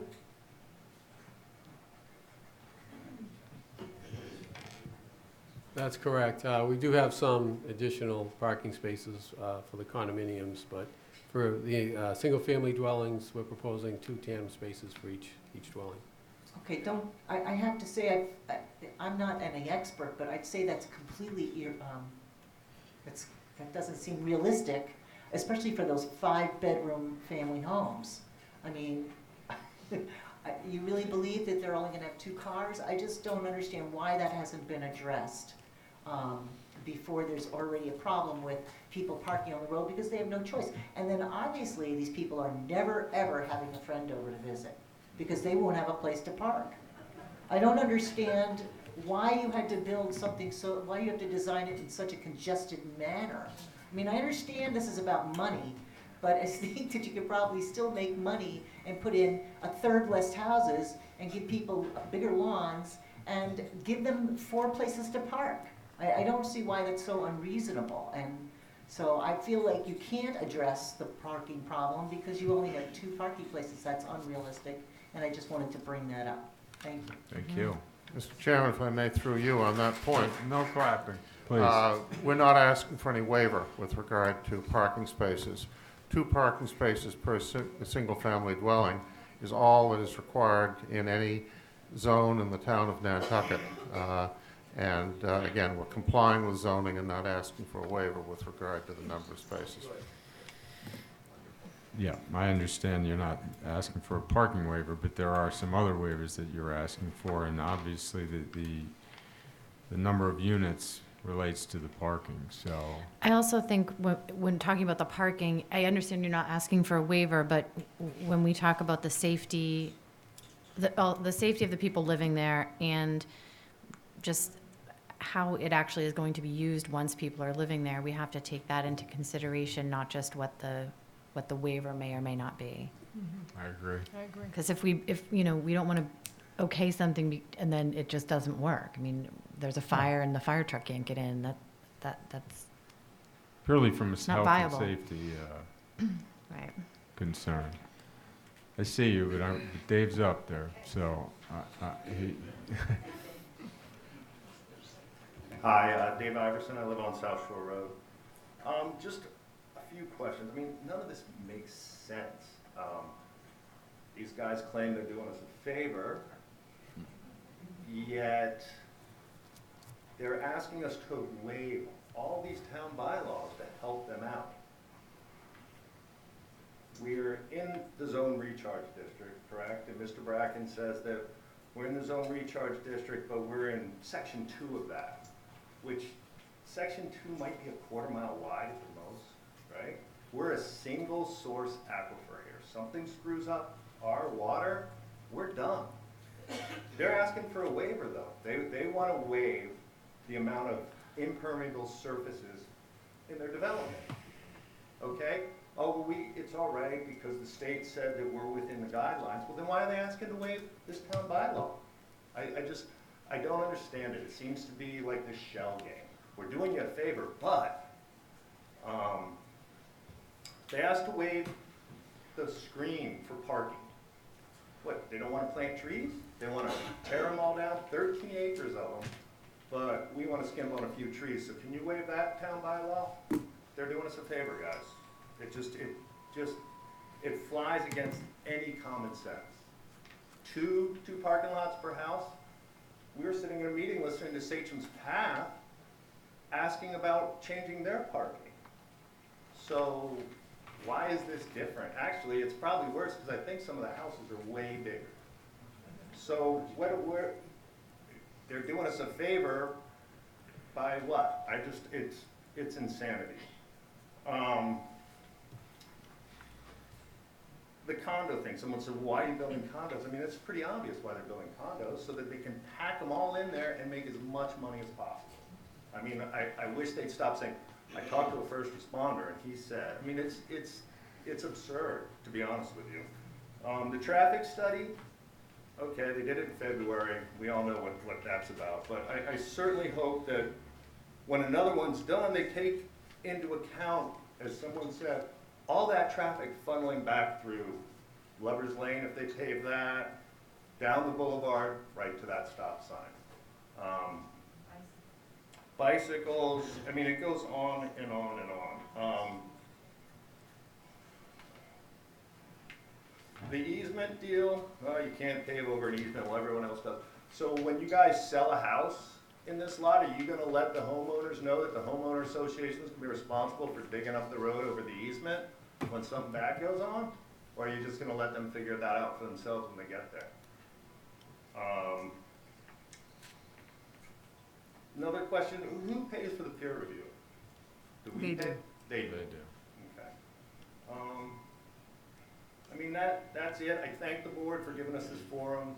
I just urge you guys, as you even say on your website, it's your job to promote health, safety, convenience, moral, and general welfare for Nantucket inhabitants. And I really hope you hold their feet to the fire on that one, please. Thank you. Thank you. Didn't bother anymore. Okay. So I think most of those points have been brought up and or talked about. The whole waiver issue that Dave brought up, we will get to. I think probably on a point-by-point basis. Probably not today. So, who else wants to talk? Go ahead. Oh, yeah. Hey, my name is James Olney. I come from out by the airport. I think I probably care way less about this than most of you guys. But I was just sort of curious, or for my own education, what the historical precedence was for this that you mentioned in your presentation earlier, and just housing buildings of this scope. I'm not sure I understand the question. Well, I do. I had the Actually, same I question. understand what I mean. Okay. Yeah, I had the same Because I'm question. Maybe dense. the big hotels. It's a good one. So it's just in reference to the size and scale of buildings historically on Nantucket. But not for housing specifically. Well, you could say housing, yeah, anything in the core district would be of similar size and scale, height, mass. So it's just an antecedent that we referenced in developing the condo buildings. But where specifically, like you said that, I wrote it down, I mean, I can find it in my notes, but I had the same question, like what? I was referring specifically to the condo buildings. If you Yeah. break up the individual masses. Yeah, no, I know the condo but buildings. not as an individual mass. Where do you find a building of that scale in Well, the downtown of Nantucket? Historically, you would actually, a lot of the old older hotels yeah, that are like now turn of the gone. century, late 19th century. Yeah. But those are, that's a hotel, that's not, I was specifically referring to. Don't jump in, please. Yeah. I was specifically referring to the massing. Like the old Seacliff individual Inn and pieces. things like yeah, that. Yeah, so, and there actually were, I mean, there was a, I don't want to get into that debate, but anyways, hopefully that answers your question. It's a good question now that I understand it, because certainly those hotels were probably not quite as densely packed as this is. But I mean, we had the same I'm gonna question with skip you 106. and come back to you because I've. Thank you, Mr. She's Chairman. moving. Michelle Perry, 14 South Shore Road. Just to echo and agree with what Dave said. First question, is it really wise to pave a wellhead protection area in a sole source aquifer? Just think about that, because that's what you're talking about. And then to bring up traffic, and I know there's going to be discussions further about this, and I've been in front of the selectmen about this. There's a Mass General Law 90, Section 14, that requires occupants of a vehicle to stop if you are on a horse. I have horses on that road. There are 27 stalls on that road that could house that number of horses. I have a problem year-round now getting people to slow down and stop. What's going to happen with all this extra traffic? Just something to think about as far as traffic safety goes. Thank you. It's a great point, thank you. Now, go ahead. Patrick Tate, 21 Ottawa. Mr. McKechner, developer, builder, your subdivision, your 40B, has nothing to do with building Nantucket with Nantucket in mind. There's no provision for this historically. The HDC does not condone this, provide provision for it. That's my comment. Maybe I can give this book to one of you guys. And my question is the sewer a go already, or is this a no-go? Is The the sewer. is the sewer what? Are they accepted into the sewer system at this point in time? I don't think that's happened yet. So this could go to a town meeting vote? I don't know the answer to that. And if it's not accepted, do they have a provision for on-site sewage disposal for a facility this size? We are in the sewer district. Have Yeah. you been accepted to connect? That will come through the process of, Similar to 106 Surfside Road that really didn't get accepted either. And fortunately for Nantucketers, a wealthy individual came along and bought that from the developers. And I'm just wondering if you've got a price yet in case someone wants to step up and buy you out. well, that situation I happen to have been involved in as well. And that was not within the sewer district. There was the question of whether the town had to put it in the sewer district or whether the ZBA had jurisdiction to require it to be put in the sewer district. It never got that far because, as you said, someone came along and bought the property. But it's not automatic at this point. But we are in the sewer district. That we are, and therefore we are eligible to connect to the sewer, subject to preparing all the necessary plans and filing the necessary applications for the actual I guess I connection. was under the impression that there was a plan and an amount that could be connected. I just didn't know if this fell within that or not. Hopefully not. Are you asking for a waiver for the fee, the sewer fee? For the affordables only. Don't just shout. I'll recognize you if you have a comment. What number is that? I'm just curious. Does anybody have a comment about the fees? Just quickly, I don't see where a developer or anyone should get a waiver to a fee when many of us have just been required by the town to hook in to the sewer at $40,000 to $50,000 out of our own pockets. And we were not granted one waiver, not one anything. No waiver on the permit fee, no waiver on the cost to hook in. I haven't found one excavator and plumber that's going to give me a break on anything. So I just think that for fairness, it should be the same across the board. Thank you. Okay. Alonda, did you have something to say about the sewer specifically? Yeah, certainly they are. It's my understanding that Attorney Reed is correct, that they are within the sewer district, unlike the last one that you had before you, where there was a legislative question with respect to the need for town meeting to act to expand the district, which, obviously had not happened when that matter was before you.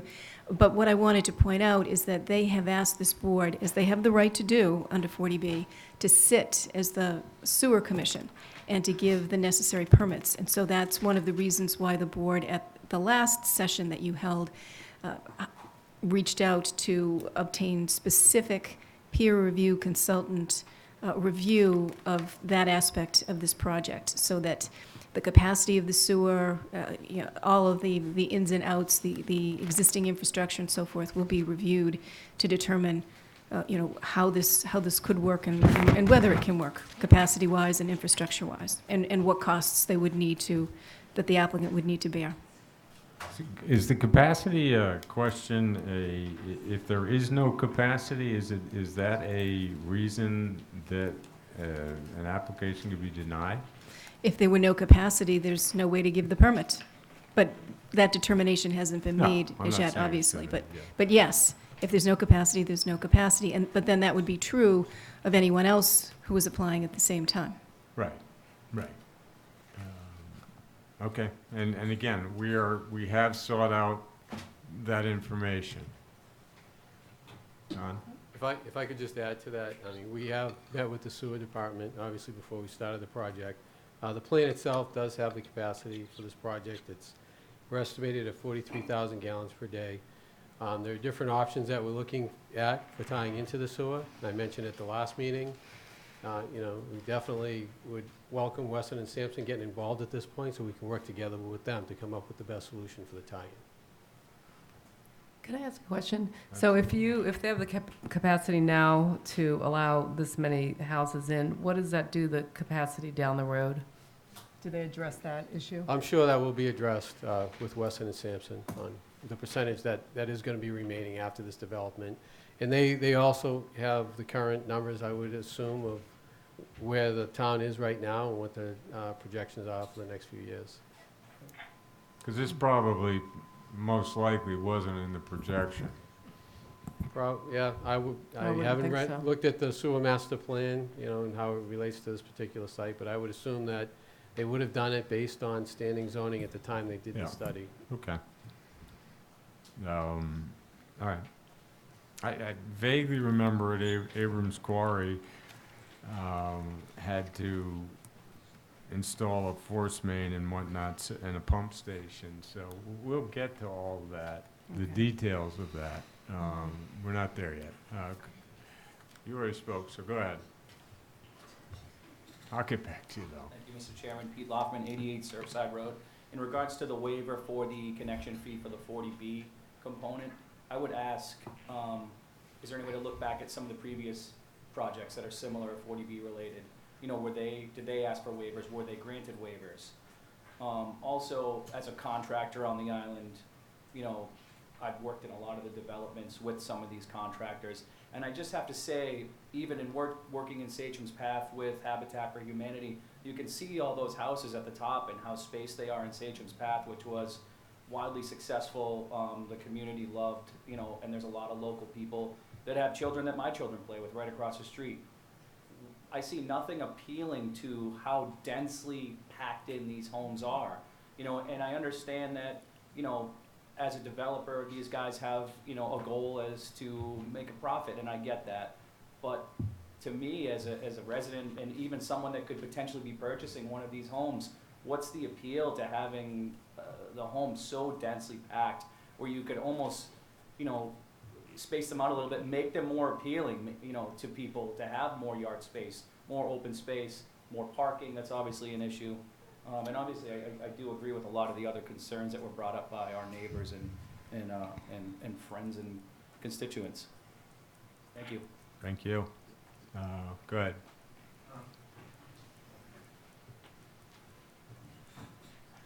Luke Naxis again. The condos, are they required to put fire sprinkler systems in there? I don't know that answer. And where the houses are so densely packed, you're required to have some type of hydrants? Where's the water for that gonna come from? Number one, the condo units will have fire sprinkler systems. And the hydrants, they're on the plan. We do show all the hydrant locations, which will be reviewed by the fire department. And certainly if they ask for any additional hydrants or other locations, I'm sure that we can abide by Okay, that. but where's that water gonna come from? Wells? No, we're gonna tie you into the town water line. that's Town on- water? Correct. And where are you gonna run the water main down? South Shore Road? Or are you gonna? We're gonna use the existing water line on South Shore Road. Thank you. The existing water line has the capacity. You've checked that? Yes, we've talked with Comet and got a verbal on that. We're expecting, you know, a written response along with the other department responses to confirm that. Okay. You're back. Hi, Frank Hanlon. Again, I'm definitely not talking for the fire department on this subject, but I'll go back to some experience that I do have with the 20 years I've been working at the fire department. And I go out on a limb by saying this, we do not have the manpower to fight one fire in one of those buildings, especially the larger condo units. You saw what happened last time with a big building on this island at the Marine Home Center. We had 12 people show up for that, maybe 14. We burned it to the ground. And they did not have sprinkler systems. But if you get a fire with 12 or 14 people showing up that can't get into the area that we need to get into because there's not enough space to get fire trucks, even if there's one car parked on any one of those corners getting into the backside of one of those condo units, we're going to burn the building to the ground, regardless of sprinklers. And I'm probably going to get a chat on Monday when I go to work for saying that. But my concern is obviously the safety of people in the community, and the density of this development is not taking that into account. For ambulance service, fire service, we don't have enough people working at the fire department that can tackle a building that big with that many people in it. And I say that out of concern. So unless they want to hire more fire department members, and the same with police department, because there's crime in this, on the island, and you put that many people in one spot, crime goes up in that area. You can talk to the police department about that. I'm not talking for them either. Nobody takes into account the amount of manpower it takes to service an area of this size, or even construction of this size. We have plenty of other places that we have real concerns about providing enough fire service for the buildings that are now, we have. I mean, the storage unit, huge building, 3 floors underground. We don't have the manpower to deal with that. But yet, that never gets concerned or considered when we're giving all these permits out and waivers. We don't have the people. You go off anywhere in the mainland, you get 12 fire departments show up. You'll have 100 guys show up for the same size fire we had at Marine Home Center. We had 12, 14 people show up. No wonder we didn't save it. There was no chance. But we did save all the houses around it. There was another 7 houses around that, and we didn't burn the rest of Marine Home Center down. So these houses are too close. There's too many. I just don't think it should be allowed. Thank you. All right. Did you want to speak? Go. I'm going to let Jim. Just that You're question. next, though. I saw you get. Ilana, I know you've talked about this. Speaking in the mic, Jim, please. I know you've talked about this local concern outweighing the regional need. Is that an example of one?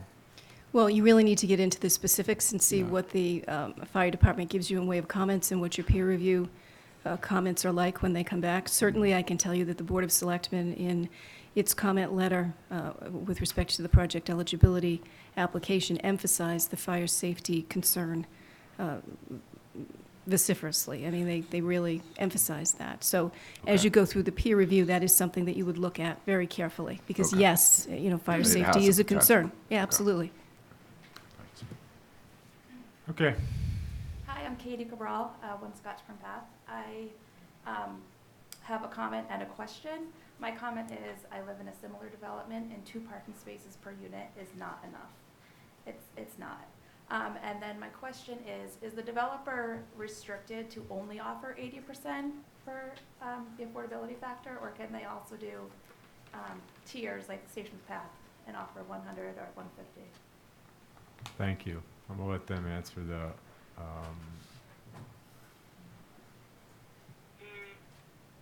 So, 100% wouldn't qualify toward the shy list, so 80% is what is required of us as part of the 40B.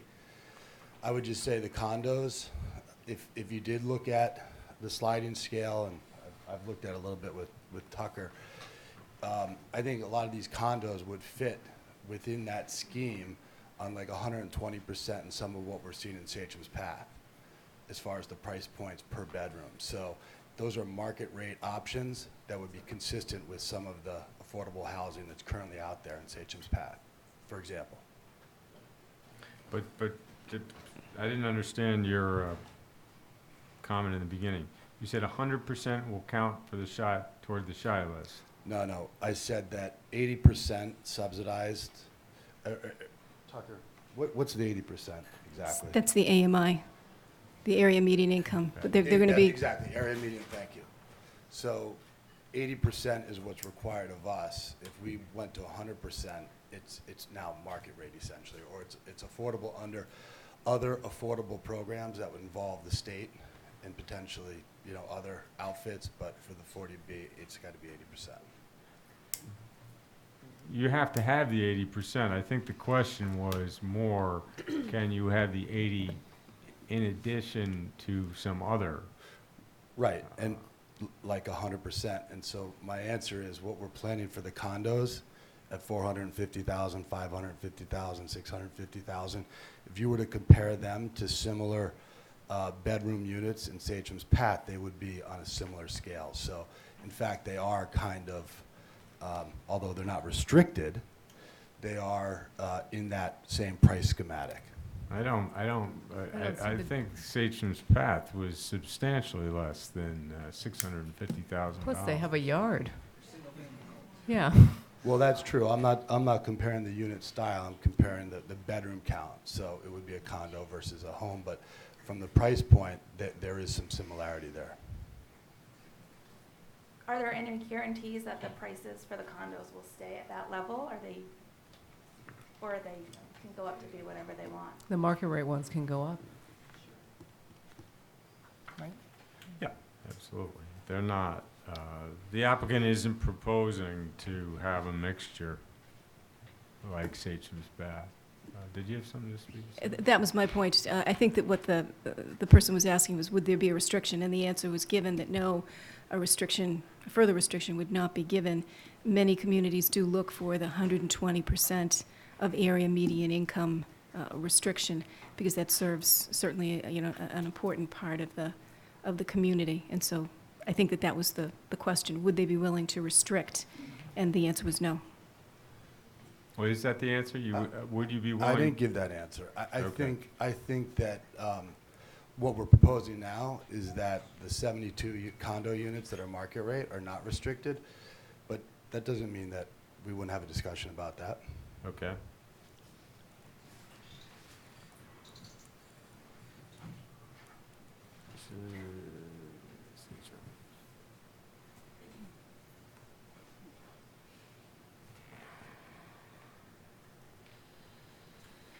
Sorry, I'm just making a note here. 120. Okay. Who's next? Mr. Go Chair. ahead. Well, just to add a little bit, Tucker Holland, housing specialist for the town, just to add a little bit to that. So, hello? Just as a point of reference, the covenant program, which restricts units at 150% of AMI, has an upward limit of $691,000 today. So that has been something that's brought up. Is there is perhaps an ability to restrict more of the units? Of course, the 80% AMI, 25% of the project meets the mass housing and state requirement, but there is perhaps the ability to restrict more of the units to ensure that they continue to serve over time the population that they're intended to, which I think was something that a prior speaker was addressing. Thank you. What did you say the number was for 150? The covenant program has an upward limit of 691 for 150. Do you recall what the units at Sachem's Bath sold for? Not with specificity, but I Me believe the 80s were in the 200s and the 150s in that development were, I think, in the low to mid fives at that time. I think they're like 550, 547. I think Susan is Yeah. correct, yeah. Yeah, something like that. Yeah, okay, I thought they were low. Okay. And then that was a 3-bedroom, single-family home. Yeah. Mhm. Yeah. We can get that info. It's not necessarily germane anyway, but, okay, anybody else? Right there.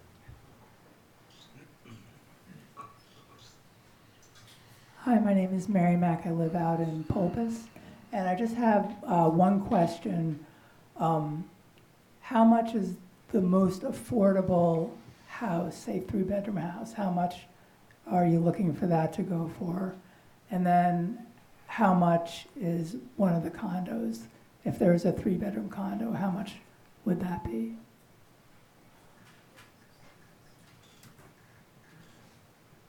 Are you asking about the affordable units? For the house, yeah, the affordable 3-bedroom house compared to a 3-bedroom condo, if there is one. I think it's the second and third slide, Eleanor, if you don't mind just going there.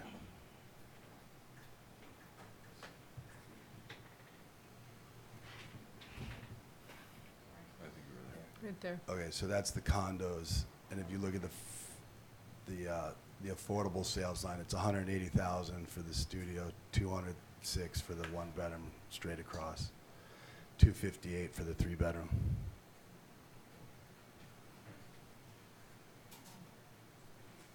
And then if you go to the next slide, you can see what the cottages are for the affordable cottages.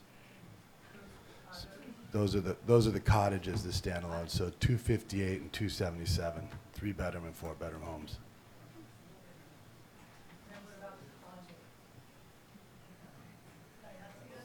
Yeah, that,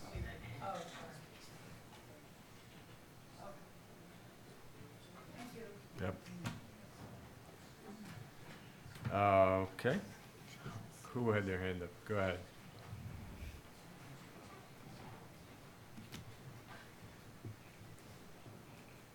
Thanks, Mr. Chairman. Cormac Collier for the Nantucket Land Council. For what it's worth, I've been reviewing development applications for the Land Council since 2001, and in all my time, this one is truly the most out of place development in terms of its density and how it's set up to the surrounding neighborhood. Just as one small example, what is being proposed in terms of how it could flow into the surrounding neighborhood, a 10-foot buffer. 10 feet is from me to that computer. About that. That is absolutely nothing. I say this sort of for what it's worth because I know the position you guys are in. I know how strongly your hands are tied in the 40B process, and that you're going to do your best in terms of working with the applicant to get to a solution that might be somewhat palatable, but I'm sure at the end of the day, you're still not going to be able to swallow it. So Jamie Feely, Josh Posner, our neighbors, look around. This is your community telling you that this is too dense of a development. We go to Stop and Shop together. Kids play soccer together. They're telling you this. Please listen. Point of order or point of information in terms of the endangered species. To my knowledge, since last week, there's been no formal application that has been made to the state. However, yes, they have had preliminary conversations with them. Safesham's Path was in the same endangered species habitat. They had to do 1 acre on-site mitigation. On-site mitigation. That is in addition to the 10, 12 acre parcel that the Nantucket Housing Authority already owned that they placed into permanent conservation out in Tom Nevers. I am going to do my best that there will never be off-site mitigation. That myself and all of our community members should make sure, and I know this isn't in your purview, so I'm sort of rambling here for you, but more of a point of information, that we must press the state to make sure that there is on-site mitigation that not only protects the endangered species, but buffers all the negative aspects of what this development is gonna cause. I'm speaking for the Land Council. I will never accept $1 to mitigate off-site, and I'm hoping the other environmental groups will do the same, so that it will force them to mitigate on-site and do protection on-site. Thank you. Thank you.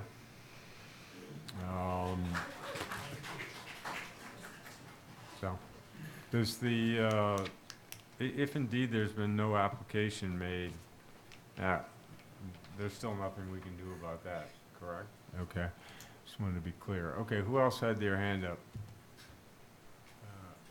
Verna, and then I'll come back to you. No, you. Yeah, one of you. Whoever.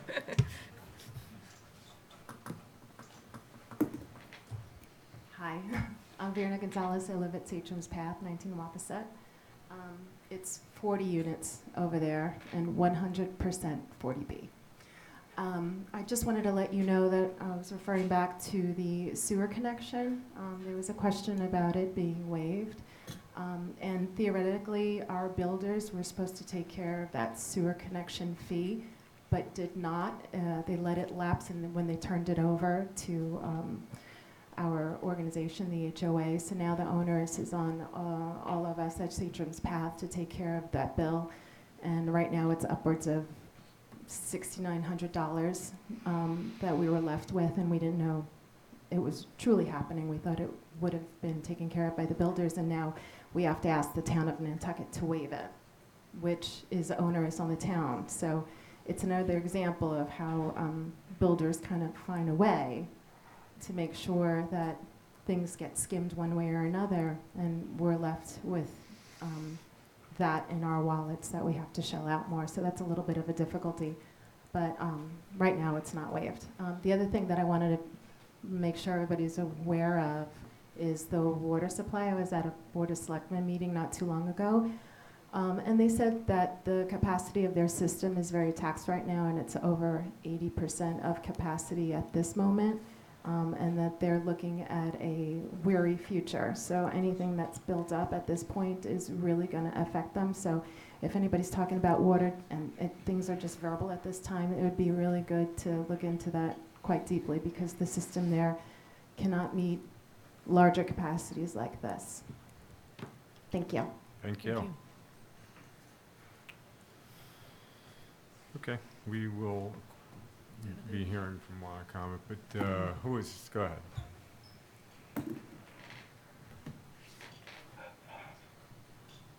First of all, Maria Davis, 53 South Shore. I want to thank the board for hosting this forum so that you can hear all of the concerns from the community members.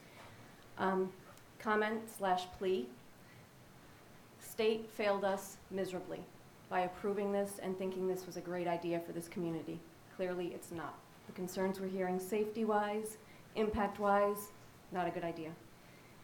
Secondly, developer has failed in projecting something this scale for that area and for this island. I'm pleading with this board, do not fail this community and set this type precedent. Thank you. Thank you. Anybody else? Go ahead. Megan Perry, South Shore Road. I have a number of questions, so I'm just going to limit it to 3 at the moment. 40B allows developers to ignore the local zoning in related to ordinance. You have to pull the mic down. Sorry. Is this better? Pull it down a little. Better? And you're a rock star. Well, I am, but. Good point. If 40B allows the developers to ignore the local zonings and related ordinances, only if the affordable housing interests of a project outweigh the local needs with respect to the public health, safety, open space, and/or design standards, how does this board intend to approach this weighing process? How do we intend to deal with that? Yes. I thought we were.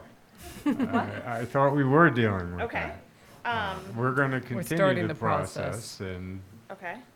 But I think This she's asking is- specifically, like, we're going to hear from all of the local safety and utilities to find out what those people that are the experts in those areas can tell us about the safety concerns and all of that, and then we can review it.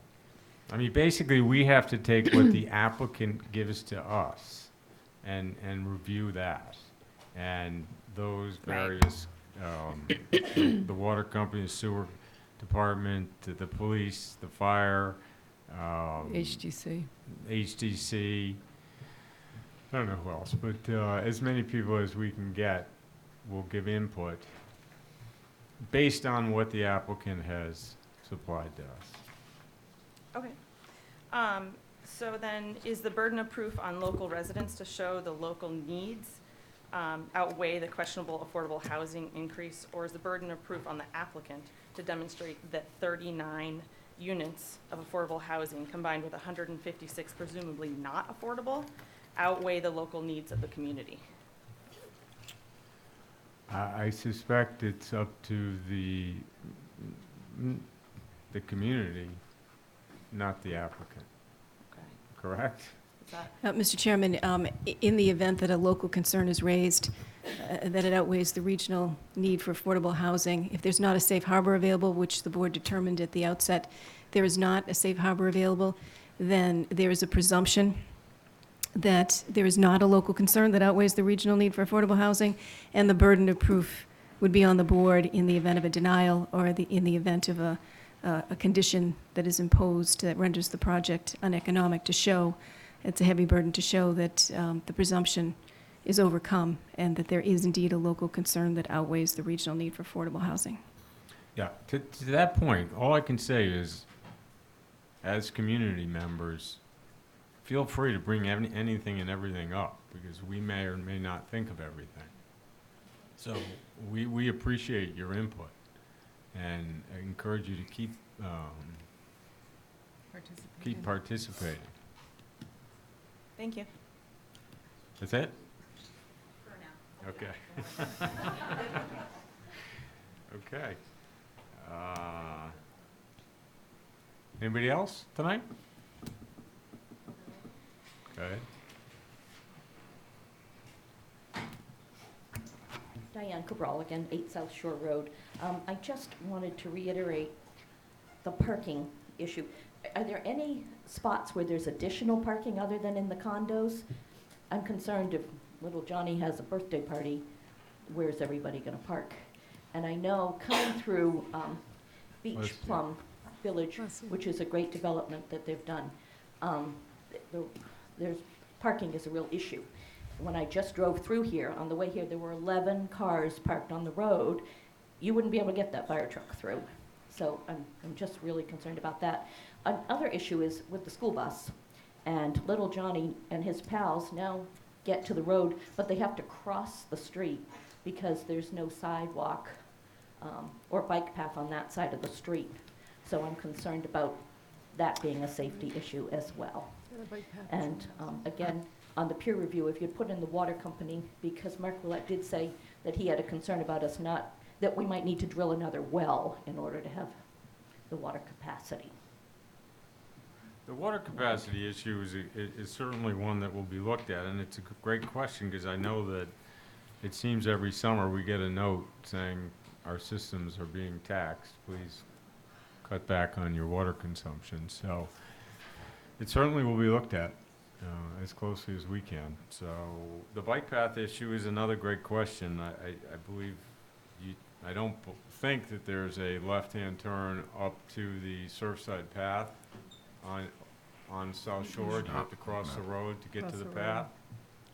Well, from the site, we do have 2 crosswalks proposed to get to the bike path. All right, We're not proposing any bike paths within the development. Couldn't you to connect. pull up the site plan? Yes. Or Eleanor, can you do that? Keep going. There's one crosswalk from the condo development. Next sheet. Oh, up one more, sorry. I mean, I'm we sorry. could be anything that. There's another one, so keep going. Right, oh, there it was. Here's the other one right here. So there's one here, and then the one we saw previously by the condos. Is there anything that would preclude you from going up South Shore to connect to the Surfside? No, and actually, that was one of the comments that was brought up at the department head meeting by Mike Burns, was to make a connection to the existing sidewalk here, and obviously, we're considering that, so. Okay, there is room on that side. Yeah, there's, we're proposing a sidewalk coming up and ending here. We were asked to extend it further. We were also asked if we could offset it from the road to give a little more space away from the travel way, which we're obviously looking at. I mean, clearly, you can't have, if it's a path or if it's a bike path, they would run into Sachem's path if it's not in the road layout. Right, so Correct. this would continue up to Sachem's path. I believe there's a small section of bike path up by the intersection. Okay. Yeah, we would just connect them. definitely take a look at that, Yeah. please. Okay.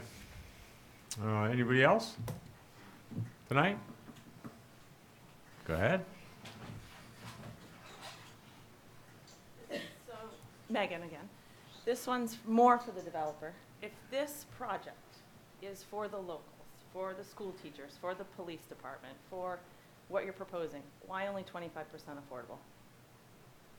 Why not be the hero? Why not make it 80% affordable? Do we need to make that much of a profit off of local Nantucketers? So the profit in a 40B is capped at 20%, just so you know. As far as what we're intending to be occupied and marketed and occupied ultimately by year-round Nantucket workforce of folk is closer to 72%. So that includes, in our mind, all of the condos, which we're going to make a concerted effort to pre-market to year-round people. And we've already got a substantial list going of people who have expressed serious concern if we're, permitted and it works out. So for us, and then we're not getting taxed, right? We're not getting, so Satcham's Path got subsidized by the town, it's town land. They got, I believe, money from the state. We're not asking for any money from anybody. So it's the market rate units that actually subsidize the market rate, or the affordable units. And so, we're pretty happy with 72%. Correct. Correct. Well, and there's no guarantee that that the condos are going to locals, if you will, correct? So there's not a guarantee at this point, but we're completely committed to marketing these to year-round people, pre-marketing to them. So, Okay. we'll see how that goes.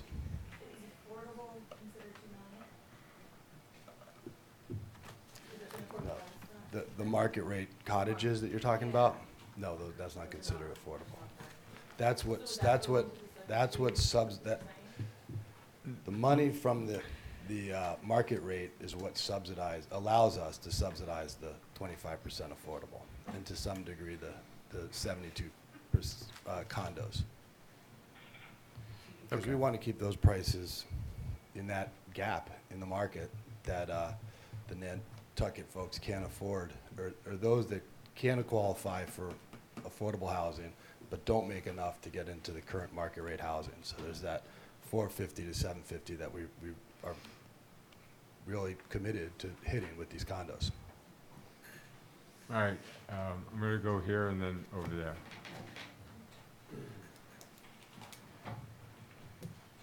I just want to, Joan Stockman, number 13, Warrow Lane.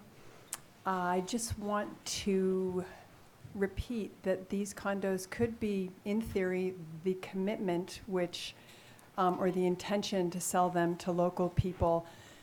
The people of Nantucket who actually need the housing, that these condos could be resold, they could be flipped in 6 months, 12 years, and be completely out of reach for the people of Nantucket. And I also just want to mention that when we're talking about the math for this project, that the 20% cap, we're talking almost $25 million, and that's in direct profit. And so, we need a forensic accountant to be able to tell us what the other profits are that are involved. As far as I know, that does not include Cottage and Castle's profit, right? That does not include within the plans, within the Pell. I believe that Cottage and Castle will also be providing the maintenance people for this. There's all kinds of profit that's built into this, and so it's not valid and it's not fair to do that kind of math and say that you can't possibly afford to put more affordable units in there, because there is a huge profit. And the 40B laws, which were very well intentioned when they were written a long time ago, are allowing this enormous loophole that these guys are driving a cash truck through. Thank you. Go ahead. Mickey Perry again. I have a question maybe for town council or whoever. Can these condos be rented out? Mr. Chairman, with respect to the affordables, there is normally a condition that they not be rented out except on a yearly basis to someone else who would qualify. With respect to the market rate, there often is a condition, and that's something that you can consider, saying no subletting, certainly on a monthly basis or a weekly basis, having a concern about the additional turnover. Thank you. My concern, obviously, being a South Shore resident, is if we have a transient community, and that's what we really don't need. So if there is possible to somehow build that into a condition or whatever, I would like you to consider that, because it's just not something that the island needs at this time or ever. Thank you. Thank you. Okay. Did anyone else have their hand up? Oh, right there. You didn't have your hand up. You're just Sorry. Hi, Sean Cabral, 8 South Shore Road. Yeah, thank you very much for, spending the time, taking the time, doing this for us. And again, this really isn't a NIMBY thing. We all realize something is gonna happen with this lot. Something is gonna happen, and we're ready for pretty much anything besides this. So I just wanted to let you know that. And I just wanted to talk to you about the 20% math, is because they are doing the building, and because Jamie's doing the building on this, is that they're just gonna say that there's a cost overrun. And so that they didn't make any money because they paid themselves too much money to build. So, and that's what happened at Rugged Scott, how they're saying they're not making any money, because they're actually doing the construction.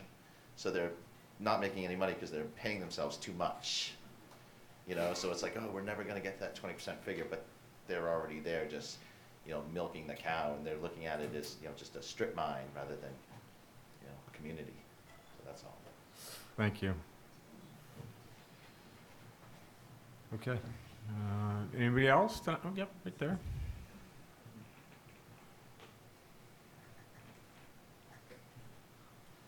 Vicki Goss, 8 Blueberry Lane.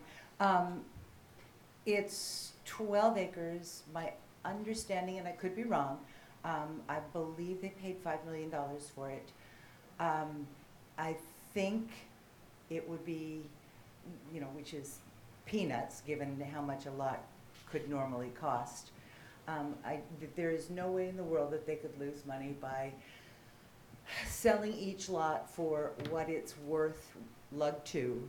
I think it's a mistake, guys, to sit back and say you're going to build something there, you're going to build a 40B development there. It's not going to happen. We'll go to the state, we'll fight it, because this is ridiculous. I don't think that the state can say you have to have all your 40Bs in one block, you have to have all your 40Bs in one area, you have to have 40Bs anyway. I don't think they can say that, and I think that we can easily prove that this is, that the regional concern outweighs the regional need, or the local concern outweighs the regional need. I really think we can do that. So don't, give up and say, well, something's going to be built there. Yes, I think that they can easily sell their 12 acres, get their plenty of profit, and go build a respectable development on the west side of the island where there's space and possibly road capacity that doesn't take as much from the community as you say you would like to give. Thank you. Thank you. Go ahead. Tucker Holland, housing specialist. I love Megan's question, and I just wanted to clarify something that was said earlier. There's no cap on the percentage of units that can be made affordable. As someone else pointed out here, Satcham's Path is a 40B, and 100% of the units are restricted. Now, not necessarily advocating 100% of these units should be restricted. However, there's a big amount of difference between 25% and 100%. So, thank you. Thank you. I think that we're getting to the end, because some people may have to catch a boat, et cetera. No? It doesn't matter? I thought it was 4:30 to 7. Are we? It just sailed. Oh, it just Do you want to speak again? Go ahead. Just a short one. Go ahead. Dave Iverson from South Shore Road. Hey, and maybe Tucker could answer this for me. When we continue to do these developments where 30-something are affordable and 100-something aren't, how long will it take us to get to our number at that rate?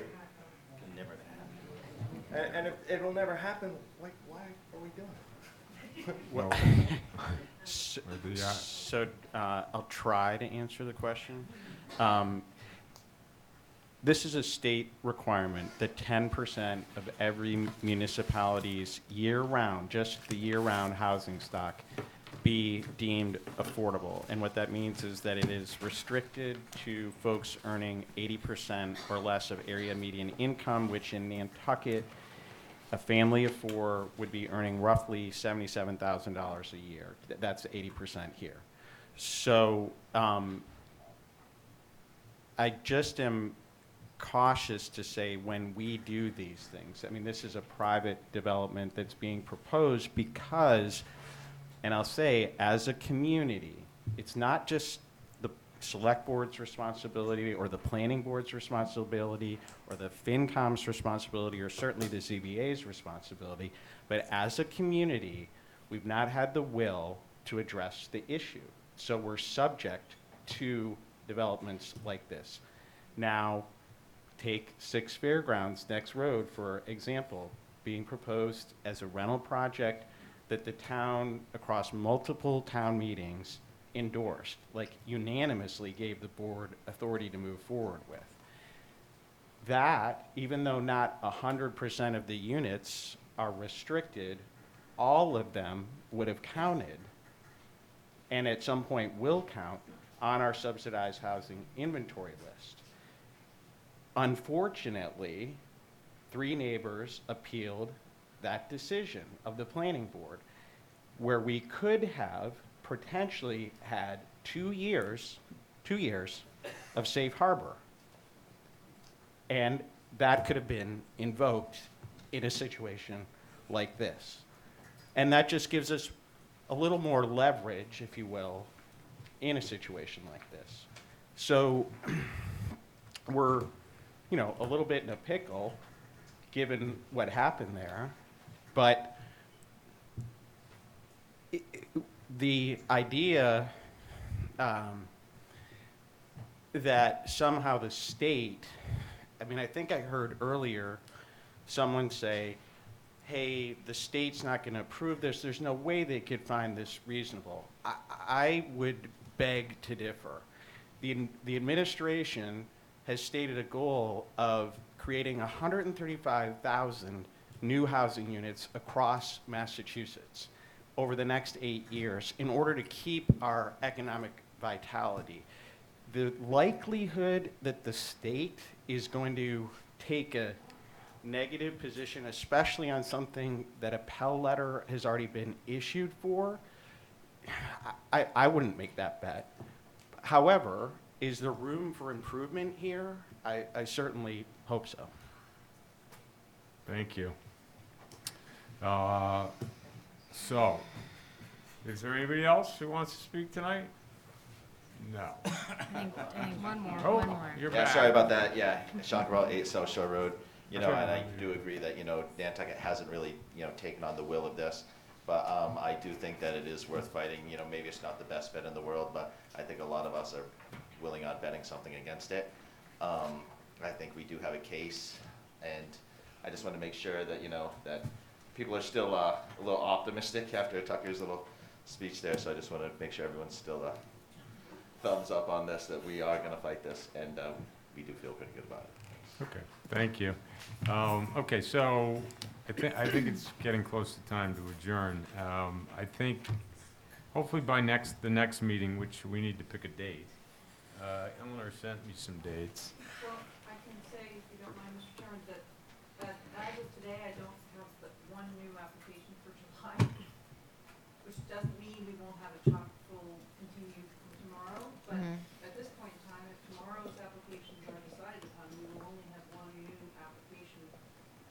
As far as The only- I know. What are you saying? So I'm saying the standard July meeting, which is July 12th, looks like it's going to be a light meeting, depending on how things go tomorrow with our regular meeting. I think the only difference would be that I think we're trying to have them later so people can be here and not have it be in the middle of the day. Well, I probably could shift the time, but I haven't checked on the. Oh, so you would shift our ZBA hearing time. But I don't. Yeah, What are those other dates? I think that I'm guessing that the not nighttime, but late afternoon works better Yeah. for those that are interested in this. So I would like to maintain that versus going to the regular meeting. Yeah, I agree. I agree too. Also, I just think it's a lot of information and to try to pile it on to with Yeah. other things. But you're saying combine the meeting in the evening. I'm just saying, if we. which We can do would be a that too, good that's idea. fine do with that me too. too, if there's only one. If there Yeah. are 5 If it or ends up 10 being all of a 5, sudden, yeah. it becomes a little tedious, so. What about doing it the night before the next meeting again? It generally, That's not available to select boards. Oh, because it's Wednesday. I gave, that's. Oh, okay, so we have Thursday, the 5th. That No, doesn't sound like a That bonus. doesn't sound like a good idea. Just saying. Wednesday, the 18th. Just let me say, we do run, there are statutory limitations as to how long we can go with this process. It's 180 days, I believe. when from is our the- deadline? Yeah, and Yeah. It's 180 days unless there's an extension. That's our date So- right now. just, everybody needs to keep that in mind, that it's not endless. So anyway, having said that, 7/18, July 18th, July 24th, July 24th, Are these at 4:30?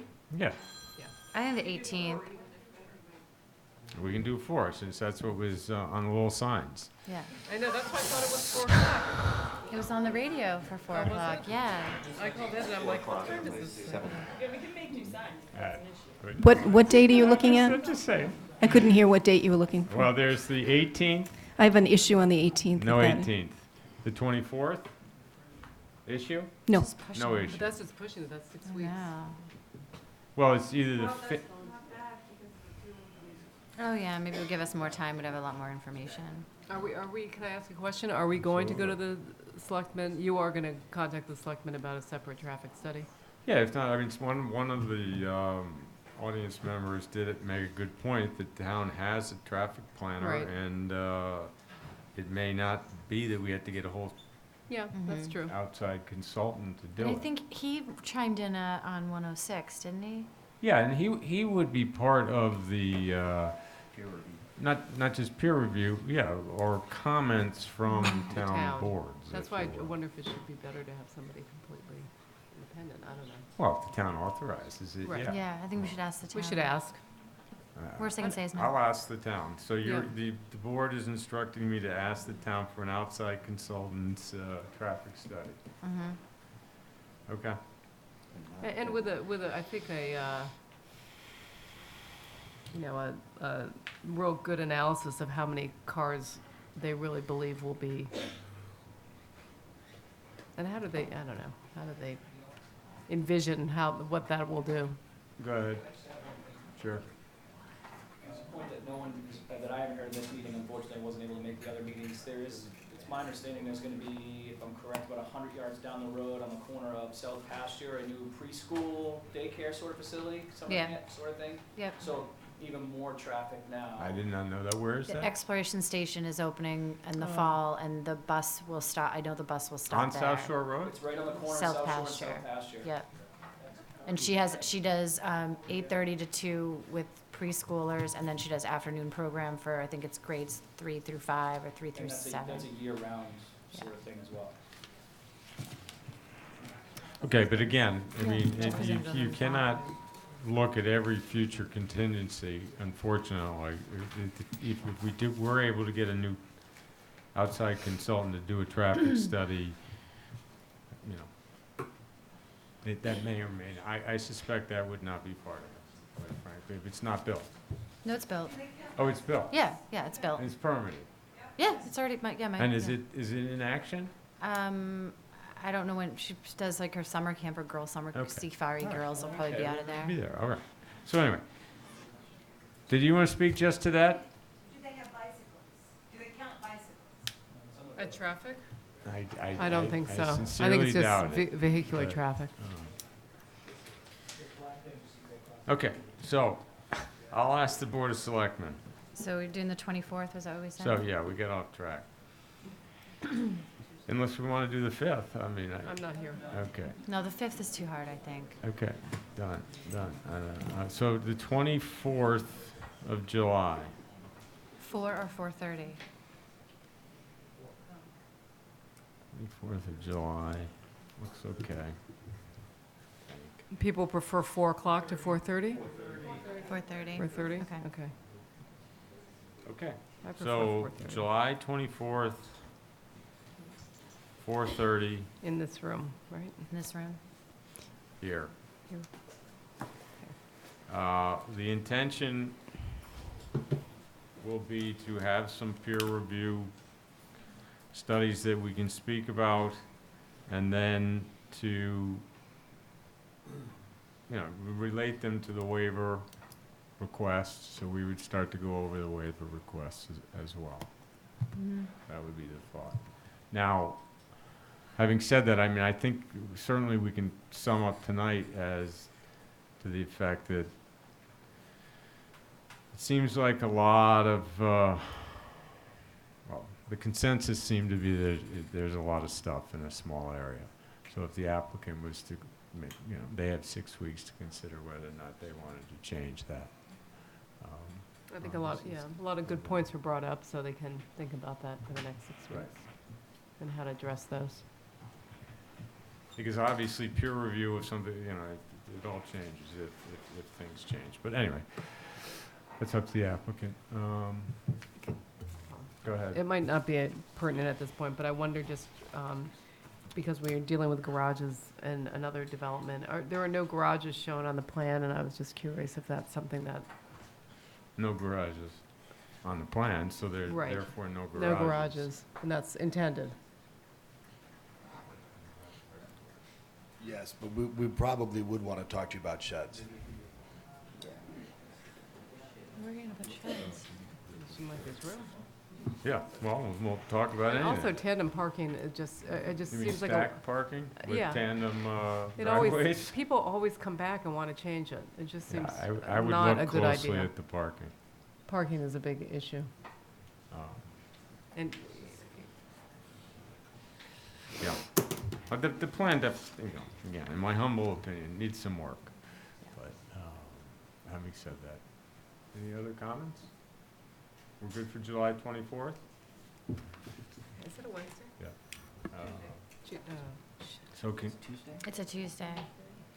is that gonna work for you? Well, I don't know. I can't predict if I have to go to the HDC or not. We'll figure it out. Well, that doesn't really work, so do you want to Can pick you- another can day? you- You but want to can't assume you- you have I to could go? just You put could- my she can- applications off for a week. if I Yeah. want. Thank you. Thank you, Lisa. And Mr. Chairman, before you vote, was there anything else that you needed from the board about going to the Board of Selectmen? I wasn't sure you were finished with that. I don't think there was anything else. Okay. Do you think of anything that I'm not thinking of? Just the traffic outside consultant. The traffic and the traffic count. Yeah. Okay. Yep. Do we need to vote on that? I think you're comfortable with the consensus of the board. I wasn't sure that you were finished asking the board what you I intended to probably do. just got off track. I think I'm good with it. Everybody good with that? Mm-hmm. Yeah.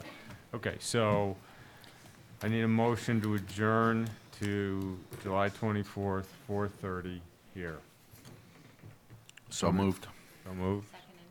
Susan seconded. Any further discussion? No. All those in favor say aye. Aye. Thank you. Yeah. It was mine, it vibrated.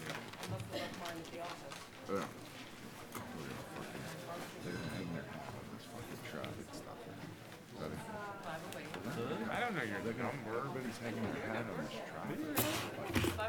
It's all like a standard algorithm. It's not. I must have been calling you well before I You must have. Surprised I. Came in really low. Ed. Kids going Sunday. Hi.